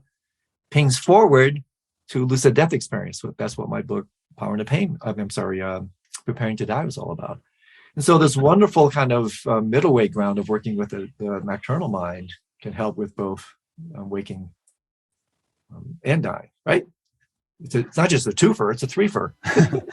I think there's a way in which turiyatita could be thought of as a fifth, and that is that turiya could be thought of as, or the word could be defined perhaps as like samadhi, the state you can sort of dip into for a little while, and then you come out of again and lose. It's and Turiya Tita could, as you were saying, would be a state of integration or stabilization where it's never lost. As waking, dreaming, and sleeping roll along, there's that continuum at their foundation. And I think that just as waking, dreaming, sleeping, and Turiya have unique neurophysiological signatures, there's research to show that Turiya Tita does, that those who are, in that perpetuum of pure awareness in the midst of all activity, their brains and neurophysiology function differently than the ordinary person. Yeah, and they're like people like Mingyur Rinpoche, for instance. I mean, do you know the story, Rick? They brought him into Ritchie's. Yeah, I know all these people. They're wonderful. Mingyur Rinpoche is just a rock star. He wrote this, his most recent book. I had a small part in it, In Love with the World, Monk's Journey Through the Bardos of Living and Dying. Oh, it's an absolute classic, but a very interesting story along these lines. So Richie Davidson and Antoine Lutz, who were the principals at the Center for the Investigation of Healthy Minds in Madison, Wisconsin, right? So this was someone invited at the behest of His Holiness Dalai Lama to start to study these really advanced meditators to get some, like you're saying, some neurological signatures and correlates to these experiences. And so they brought Mingyur Rinpoche into the lab. And when they first put him in, they looked at each other and said, man, the problem with the machinery, right? There's something wrong here. And so they fudged, they adjusted, and they realized there's nothing wrong with the machinery. He came in with a baseline neurological signature that they'd never seen before, a signature that had only been attained at the highest states of people who had to take like an hour to get there, right? Yeah. He came in, that was his baseline. So it's exactly what you're talking about. And this is... I think that's the whole idea with all this stuff. We don't want it to be a flash in the pan. It should be a normal way of functioning. Exactly, like we were talking about earlier with the people who do the abuse thing. It's the difference between states and traits. Yeah. Where you have to basically, the real process is this kind of maturation. Because otherwise what can happen is you can become like a state junkie. And this is really a problem. I've been a meditation instructor for 30 years, and I look at my own experience. You can have these amazing transcendent experiences, which by the way, are always brought about by degrees of opening. And then if you don't relate to those experiences, those states properly, which principally means letting them go, you can again become somewhat addicted, because we're all addicts. You can become addicted to these really delicious states of mind. And this is where things really become problematic here, where you have these deep samadhi experiences. They're not stable, they're fleeting. I'm not saying they're not authentic. They're totally authentic, but they're not stable. And so then, you just want to keep getting another hit, another high, until, of course, those states are integrated and then they're transformed into traits. And then that's like Mingyur Rinpoche, then you're just living at that dimension of awakening. You're never distracted, you never sleep. Distraction and sleep are two sides of the same coin. You're basically just... Yeah, and your body sleeps, but you don't sleep. Right, exactly. Your body goes into repose. Right. There was this sage named Tatwala Baba who lived up in Rishikesh, and a bunch of people went to him, and they were pretty amazed by him. And one person said, "You should come to London." And he said, "I am London." And then somebody else said, "Do you ever sleep?" And he said, "What would happen to the world if I slept?" But I was going to say something else, but I forgot. Yeah, it's an extremely rich dimension to work with. And if you want to say more about the science end of it, I think that's actually quite important with some qualifiers, because yes, it's great to have, so to speak, scientific footing and backing because we live in a scientific culture. But when the researchers were first heading over to India and Nepal to study these people, they wanted nothing to do with it. And I know I won't say the yogis didn't, or the monks. No way. And I know a number of people, I won't name names, but I know a number of very high-ranking teachers who say that this is potentially quite dangerous, that these kind of metrics that are being brought about through this kind of neurophenomenological research is, yes, we both see the benefits, because it does help substantiate the power, where there are like 8,000 studies now showing the power, the transformative power of meditation. But they're also near enemies to this sort of thing. That if people, you start setting these bars, and it can get. Why is it dangerous?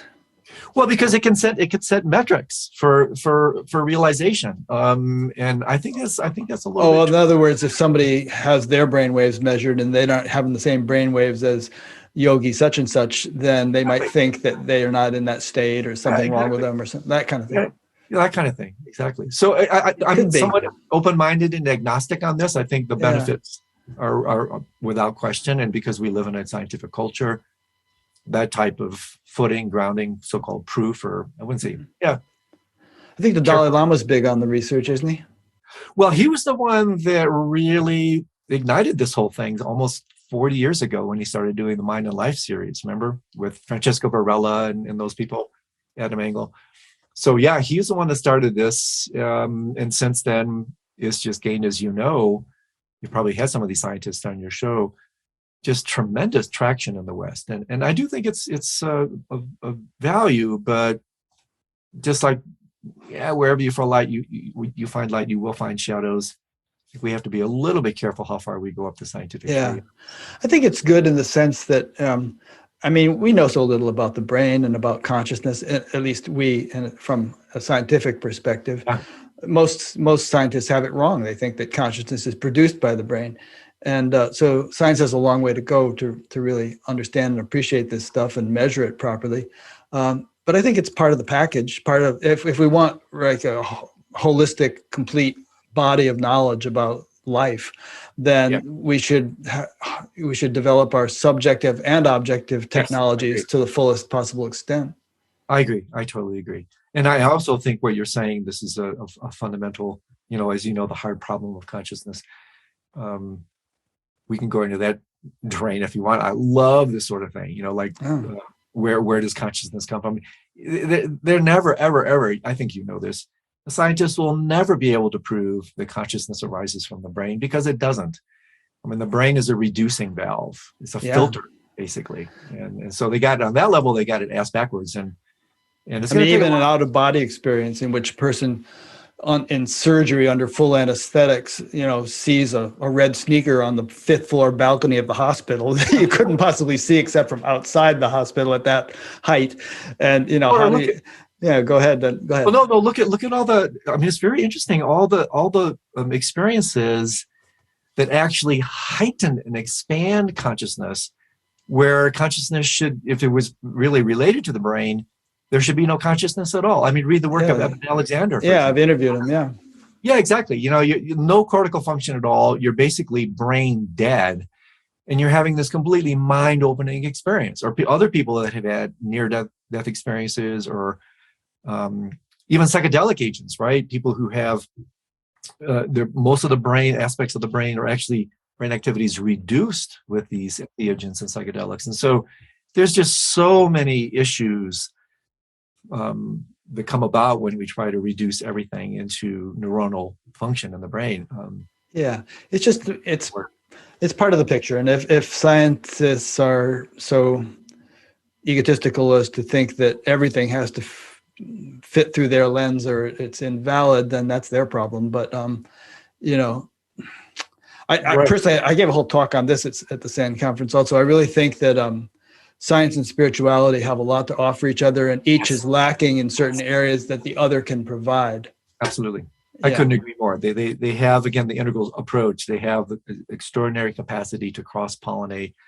And like you, I'm more and more excited, especially with the younger generation of scientists who are coming up, mostly neuroscientists, but also others, who are really willing to engage in conversation with contemplatives, mystics, meditation masters, and the like, and really help expand their paradigm, help expand their views. And so, authentic science, that's what it's about. But as you know, most people have a lot more involved in their scientific agenda than search for truth, right? Yeah, they've got careers and university, professorships and tenure and all that stuff. Exactly. I think we live in a very rich, fertile time when we can use great resources, again, an integral way from the East and the West to just expand our understanding of things. Because you can't, again, there isn't one particular discipline that's going to be able to explain everything and be ultimately curative under all domains. And so why not engage them all with humility, openness? I wanted to loop back to something you were saying a minute Yeah. ago when you were talking about, addiction to states or addiction to flashy experiences. Oh, yeah, state junkies.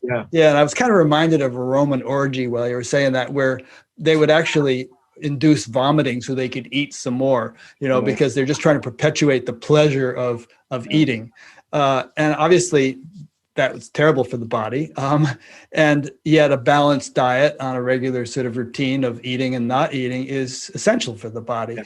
And I think that if we have a balanced approach to spiritual experiences, using the food analogy, then those deeper states are enriching and transformative, and they have a cumulative effect, just the Yes. way good nutritious food does over time. They may seem to wear off over the course of the day if you've had a nice morning meditation, but actually something has changed, and Correct. every day it's changed a little more, and the whole thing just continues to stabilize as the physiology transforms. And speaking of studies, they've done studies on people who've been meditating for decades. And like you just mentioned, that guy who walked into the lab, where not only their subjective experience, but the way their brain functions and even the physical structure of it, the thickness of the cerebral cortex has changed. Yeah. Yeah. So we're fine tuning and improving upon the instrument as we go along. Yes, exactly. And that's a really wonderful theme to introduce because, as you know, there's so much talk these days about waking up. I actually prefer, and you'll see where this is going, the kind of notion of waking down. And by this, what I mean is you take these insights and you digest them, you metabolize them, you incorporate them almost literally, so they quite literally become you. And part of this process, this is where the inner yogas come into play, where when you're working with opening things like your mind, well, you're also working, whether you know it or not, to open your subtle body processes. So I loved your interjection of the physiology of it, that when you're working with spiritual dimensions, you're working with subtle and then extremely subtle dimensions of the spectrum of our being. So when I talk about the spectrum of identity, this is not just psychological, spiritual. It's actually, it's a physical spectrum of identity. And so when we work, we have a terrific mind opening experience. And then it takes time, sometimes lifetimes, to wake down, to digest, to let the subtle body itself work to sustain that openness. And the reason this becomes very interesting is because at some point, oh my gosh, if science could in fact come along with some, spiritual fMRI or whatever, where you could see the structures of the nadis and the chakras and the whatnot opening, what takes place when the mind opens is the subtle body also opens. And when the subtle body opens, all the energy that's trapped in these knots and these tied up chakras and whatnot, that's all released. And that's why, what did Milarepa say? Hasten slowly. Yes, we want to practice it as if our hair is on fire because life is so precious and short. We also need time to digest, metabolize, and otherwise mixing stories. Otherwise, you'll throw up the experience, right? You have to let the body, the body has to have time to digest, metabolize, process these experiences. And therefore, like the place I did my 3-year retreat was called Sopa Chuling, which means Dharma, place of patience or forbearance. It takes patience. It takes a quality of forbearance that when you consume this experience, you have these spiritual experiences, the subtle body needs time to digest and process. I'll let it. That's really good. And I think that patience is an extremely important quality on the spiritual path, not only with regard to your spiritual development, but with regard to life circumstances. You just as George Harrison said, all things must pass. I think that was the name of his album. it's a hackneyed phrase, but it's a marathon, not a sprint. Yes. And, and some marathon runners can, run a marathon pretty fast, but, I couldn't. And if I tried to run it the way they'd run it, I'd fall flat on my face, and, after a mile or two. So you have to sort of pace yourself at your own pace, what works for you. Yes. And be honest with your own experience, and have, again, if possible, if you have the capacities to work with other community, sangha, whatever, legitimate teachers who can support you in this process of digestion and metabolism. Because otherwise you get all these eating disorders, right? Yeah, you do. You get all these. You get people flipping out, because they push too hard. Or, I've talked to people who have friends in the psychedelic world and you and I talked, I think, this morning on the phone about the value of psychedelics, but there are people who just are trying to crash the gates of heaven, so to speak, by taking too much of them. And then they end up, talk about subtle body. I mean, I think it ends up damaging the subtle body, and who knows how long it might take to repair that damage. No, it's so true, Rick. This is a really good caveat to throw into the mix, because we're in the West, we tend to be a bit impatient. Again, this exceptionalist, elitist attitude. I don't need these preliminaries. I don't need the morality. I don't need the ethics. I'm just going to go right to the highest goodies, Dzogchen, Mahamudra, non-duality. Well, get back to me in 20 years and let me know how that turns out. So this quality of just the steady gait, just never, like, what does His Holiness Dalai Lama say? Just never give up, just steady gait. And the issue of looking for state experiences, this was a big deal in my 3-year retreat, because you're doing these practices, and some of them are, the practices have signs. They have, like, the inner heat yogas, if you do those, you feel the heat. You do a POA practice, the ejection of consciousness thing, you have signs. So there are metrics, again, somewhat connected to what we were talking about earlier. And so what would happen, I saw this in retreat, is you're in there and you're like, okay, what is, let me share the story with you. This is hysterical. True story, Rick. You'll see how this fits in. I was teaching a program, and there was this hysterical lady there. I mean, she was just a gas, and she was running up to the little gathering shrine room where I was about to continue with day 4 of this event. And I overheard her say, she goes, "Come on, inner peace. I ain't got all day." It's like, sometimes it takes all day, right? So I would see people in my retreat who, like, they weren't getting the signs. And so what do? Just like you said, they push. And that's when you get in trouble. When you just don't have, I don't mind what happens. Let whatever happens or doesn't happen is all grist or non-grist for the mill. This is an important point for impatient Westerners. And I say a little of this from my own experience, that if you try too hard, what is a maxim? Not too tight, not too loose. There has to be some quality of effort. Otherwise, it's not a practice. But if you try too hard, it's going to backfire. If you don't try enough, nothing's going to happen.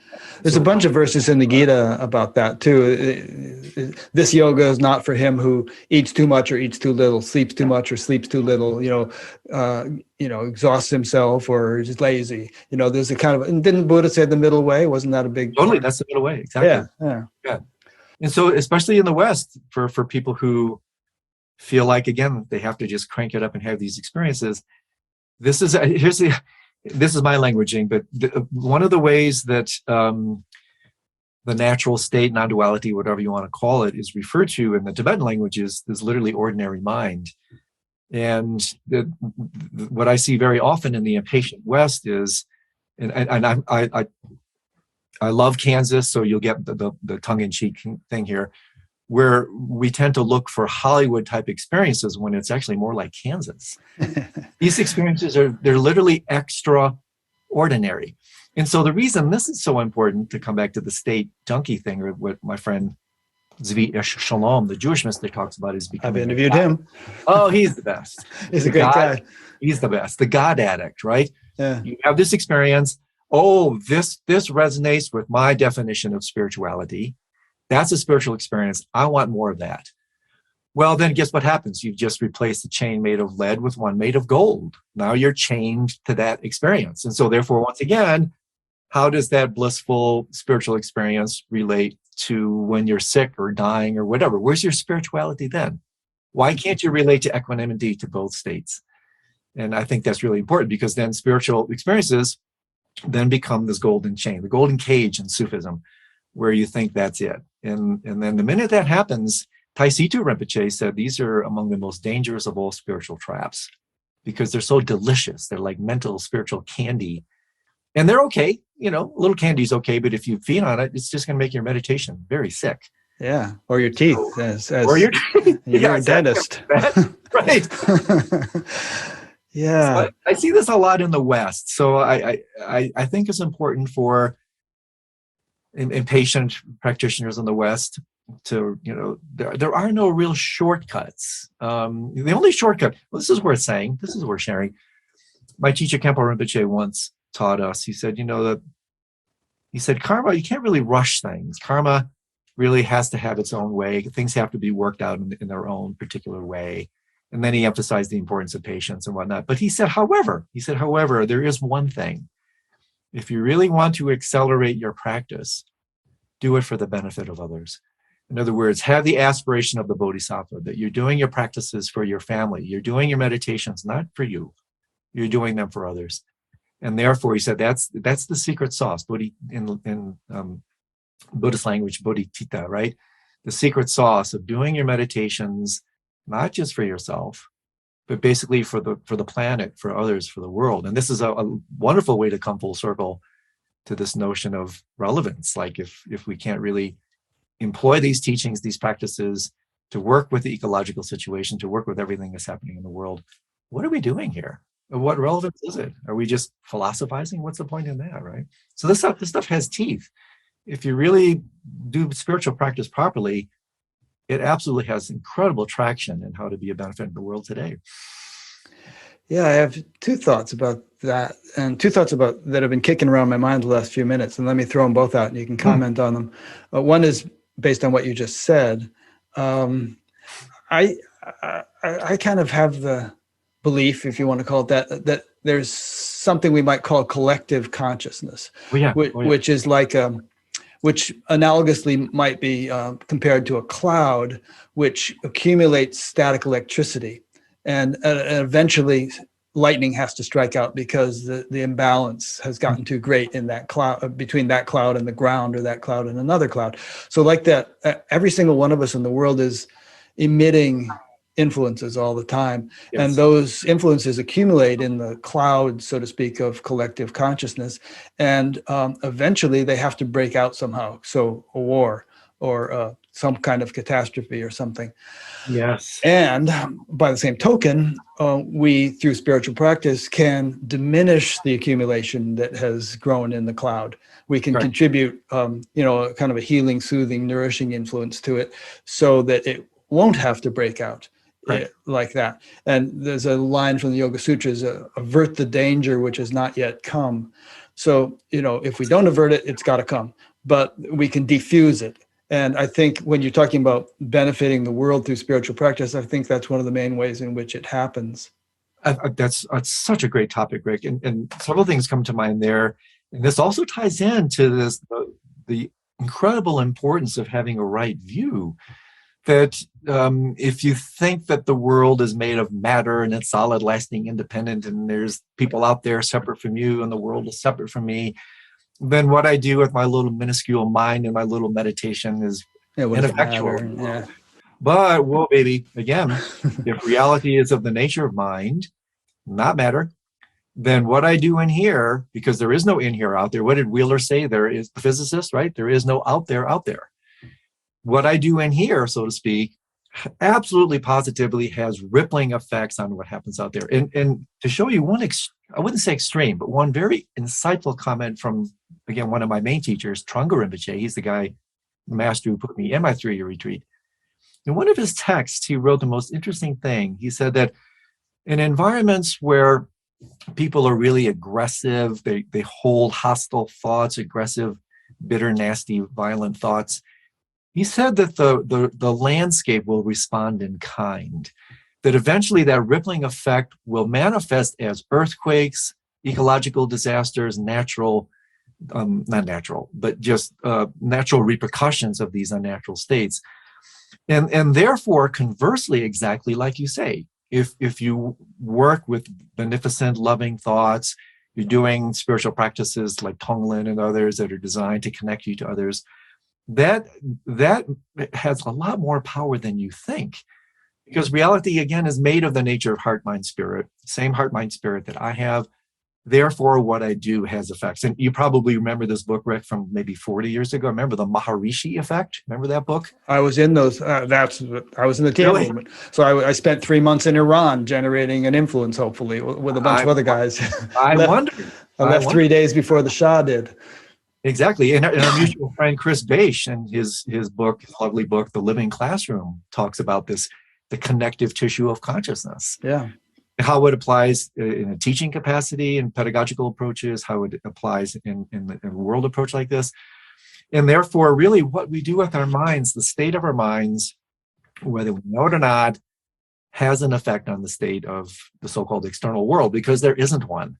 And every little vibration that we put has this rippling effect. And like you mentioned, with the Maharishi effect and others, the more we do this, and I think there's some interesting data coming out that Chris writes about in his book, supporting this kind of thing, that it's not just metaphysical mumbo jumbo, using Sheldrake's work with morphogenetic fields and whatnot, that what we do sends a vibratory impact, a signature across the rest of the land. And again, I love this, because just like with what I was talking about earlier about the absolute approach and the immediacy of things, this empowers my view, my understanding of what I do with my practice, the dedication of my merit, the aspirations around my work, that I actually have a lot more power in a non-egoic sense than I think, more eco sense. And I can really affect others through what I do with my own being. Yeah. And if people have a hard time with earthquakes, because we're talking about tectonic plates, forget about earthquakes. Think about the Pacific garbage patch, or global warming, or, toxic, what's happening with the tar sands in Canada, or, any number of things. Anything we see in the world is just a reflection of the quality of the individual minds of 8 billion people being projected or manifested into material creation. And if all those 8 billion minds were enlightened or somewhere in that direction, we could have heaven on earth, in my opinion. Totally. 100%. No, I mean, absolutely. I mean, this is really the kind of the tantric interpretation of Pure Land, that we can discover and actually bring about this quality of purity through the collective power of our being. And again, I love this, because it's not metaphysical, philosophical mumbo jumbo. This is really a wonderfully empowering set of teachings that can really, the more you feel this, the more you think it, the more you believe it, the more you're going to do it, because you realize, whoa, every breath I take, I'm in intercourse with my world. I'm actually having an effect. And you know this when you're around people. It's like when you're really in the physical presence of someone who's done this sort of work, who's really fully, like, I love the Tibetan name for His Holiness Dalai Lama is Kundan, which means presence, the one who lives in presence. And when you're around him, right, it's like, whoa. Oh, here we go. Questions are coming in. Questions. Oh, okay. Yeah. So we'll ask these. Okay. And before I ask these, I just want to touch on one other point you brought up about the subtle body. Because somebody might look at an old yogi or whatever the Tibetan equivalent of the word is, who's dying, and he's decrepit. Maybe he has cancer. His body is shot. Maybe he even has Alzheimer's or something. But that's just the gross body. Correct. And obviously, none of us are going to look too pretty at the point of death. But the gross body could be very pretty if you could see it.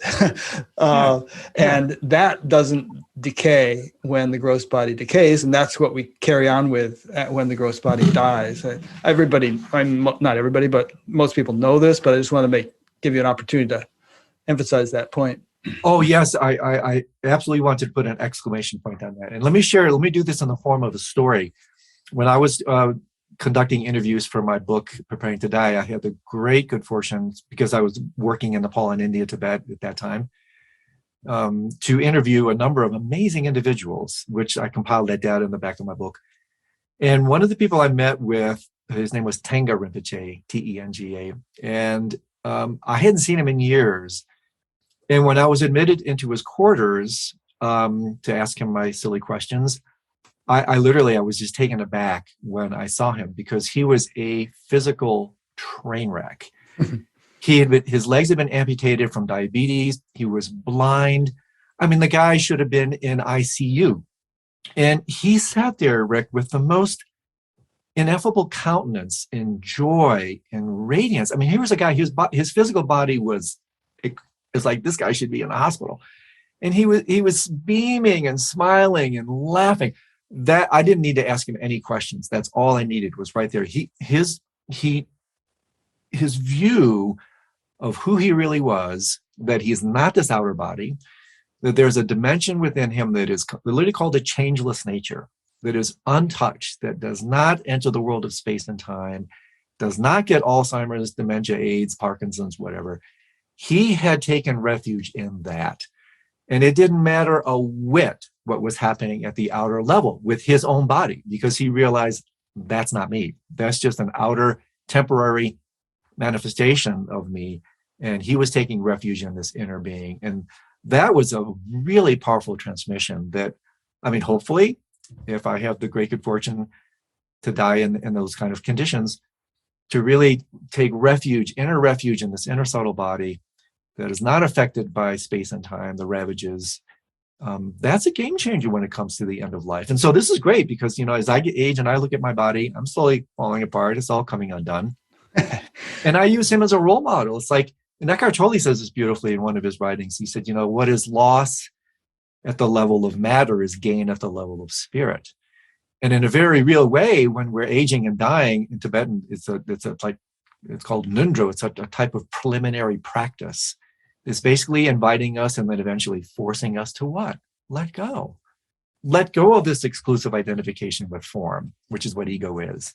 Transfer that identity into these more subtle, truer dimensions of your being. Because, hey, guess what? This is exactly the transfer that's going to take place when you die. So why not make that transfer now? Why not die before you die? Why not shift your identity from exclusive identification with form into the formless, deathless nature of who you really are? So, and this guy you just mentioned who'd had his legs amputated and everything, it's not that he really fervently believed that he, you know, was anything or other. It was that he had transformed his inner experience through a lifetime of practice. And so it was not anything he had to think about or psych himself into or anything like that. That was his living reality. That was his living reality. Yeah. It really affected me. So beautiful. So let's get some questions here. We have 3 questions, all from Elizabeth. Question number 1, our time is a little bit up, but it's okay. We can go a little late, but sure. What is the difference between a lucid dream and the experience of the waking state? In other words, once we know we are dreaming, how is it still a dream rather than a sense of perception or imagination? Yeah, that's a great question.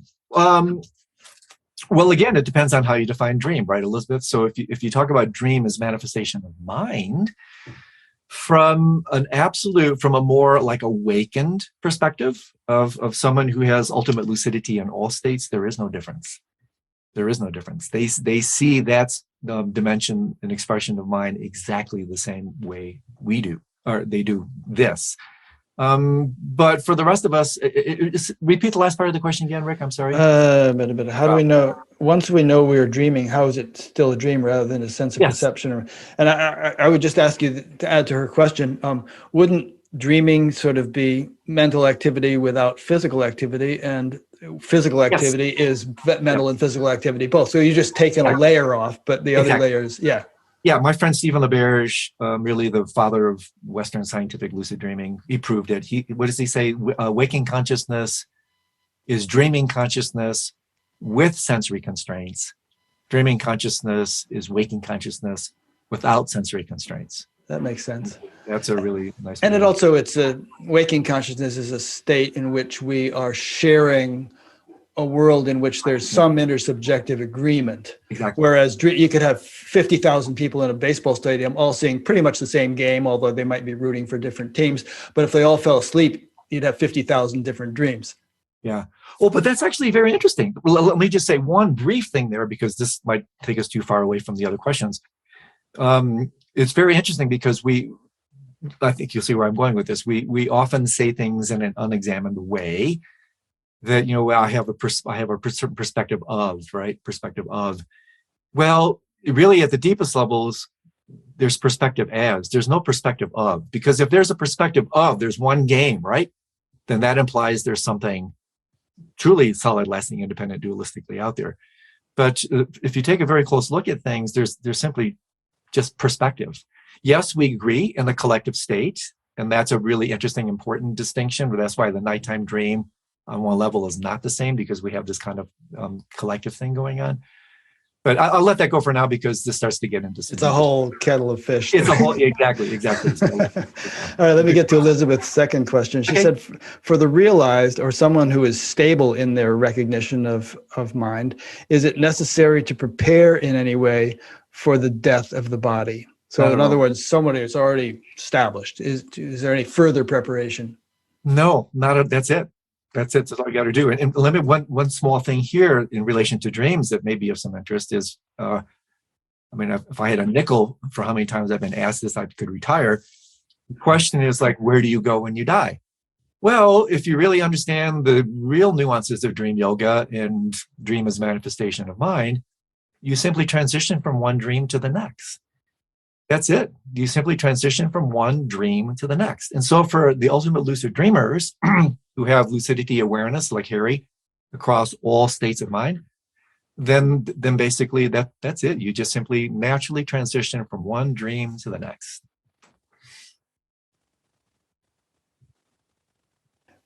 Question 3. Which schools of Buddhist philosophy are most similar to Advaita Vedanta? Oh, what a great question. Yes. Well, those would probably be Mahamudra and Dzogchen. So I'm principally a student of Tibetan Buddhism, Vajrayana, also Tantric Buddhism, 4 main schools. And allegedly the highest traditions within those 4 schools are called the Mahamudra, the Great Seal tradition, Formless Meditations, non-dual traditions, and then what's called the Nyingma Dzogchen school. So those are the 2 main practices. But there is a difference here, Elizabeth. And I've engaged in some wonderfully rich conversations with probably people Swami Sarvapriyananda, Rupert Spira, and others. Yeah, wonderful. I was actually Swami Sarvapriyananda is going to start a podcast at my urging, in which he interviews all these people. He already did one with Rupert, which I moderated. But yes, exactly. I was thinking as you were talking, he should have you on as a guest on his podcast. Oh, I actually interviewed him for 2 hours a couple of months ago. Oh, okay, good. Yeah, what a beautiful. In fact, he's coming on again later for this Preparing to Die thing we're doing. But what a beautiful soul. Oh, he's great. I've had these conversations with Swamiji about this, where because again, just briefly about his genius, he's so open, and he's like studying Buddhist Madhyamaka, and all this stuff is like spent a year at Harvard studying all this stuff. I bow to him. But one big difference in Rupert Spira as well, and I actually questioned him on this as well, is one of the subtle issues with Advaita Vedanta is its potentially monistic or absolutistic approach. And by this, what I mean is, it may seem subtle, but it actually is a bit important, that there's a subtle monism implied when people don't approach Advaita Vedanta properly, that everything is just the one consciousness, the one mind. Well, not really, because when you really look at non-duality, it is a term of negation, not assertion. It's a non-affirming negation. And again, such a rich topic, maybe we don't need to go completely into these weeds. But here's the kicker. When you get into these really subtle distinctions between Advaita Vedanta, non-dual Shaiva Tantra, Mahamudra, Dzogchen, and Swamiji agreed with me on this. He said it's actually these tiny little rubs that turn out to be the ones you want to really pay attention to. Like where does the Advaita Vedanta not agree with Shaiva Tantra or with Dzogchen? That's the stuff you want to pay attention to, because that's where the insights come from. And that's what I love about him, is like he is so willing to go outside of his comfort zone, outside of his box, and say, oh my gosh, the Madhyamakas, boy, do they have some really interesting things to say here that I don't see as a Advaita Vedantin from my own side. And I so appreciate that. Yeah, that's great. These are great topics. Wonderful, big stuff. Cool. Yeah. Well, you and I should stay in touch. I've really enjoyed getting to know you. Thank you, Rick. Thanks for the opportunity. It's really a delight. You're so easygoing, and you're obviously a wealth of knowledge and experience. And it's really, really fun to hang with you. So yeah, likewise. Yeah, well, our paths will cross again. I look forward to it. So thanks to those who've been listening or watching. And if you tried to submit a question and we didn't get it, sorry about that. There might be some problem with the form. There's always some technical thing. Today it was my computer breaking, as I said in the beginning. So I will get it fixed and test it thoroughly before next week. So if you'd like to see what next week is, and you might be watching this 5 years from now, I don't know if I'll still be doing this from 5 years from now, but go to batgap.com and go to the upcoming interviews page, and you can see everything we've got scheduled. And from time to time, occasionally we have a guest suggestion form that we open up, and then it gets so flooded that we have to close it down again. But if you have guest suggestions, just keep an eye on that page, and you can suggest them when we open it again. So thanks so much. And thank you, Andrew. And we'll see you again. That'd be great. Thanks for the opportunity, Rick. Really enjoyed it. All right. Talk to you later. Later.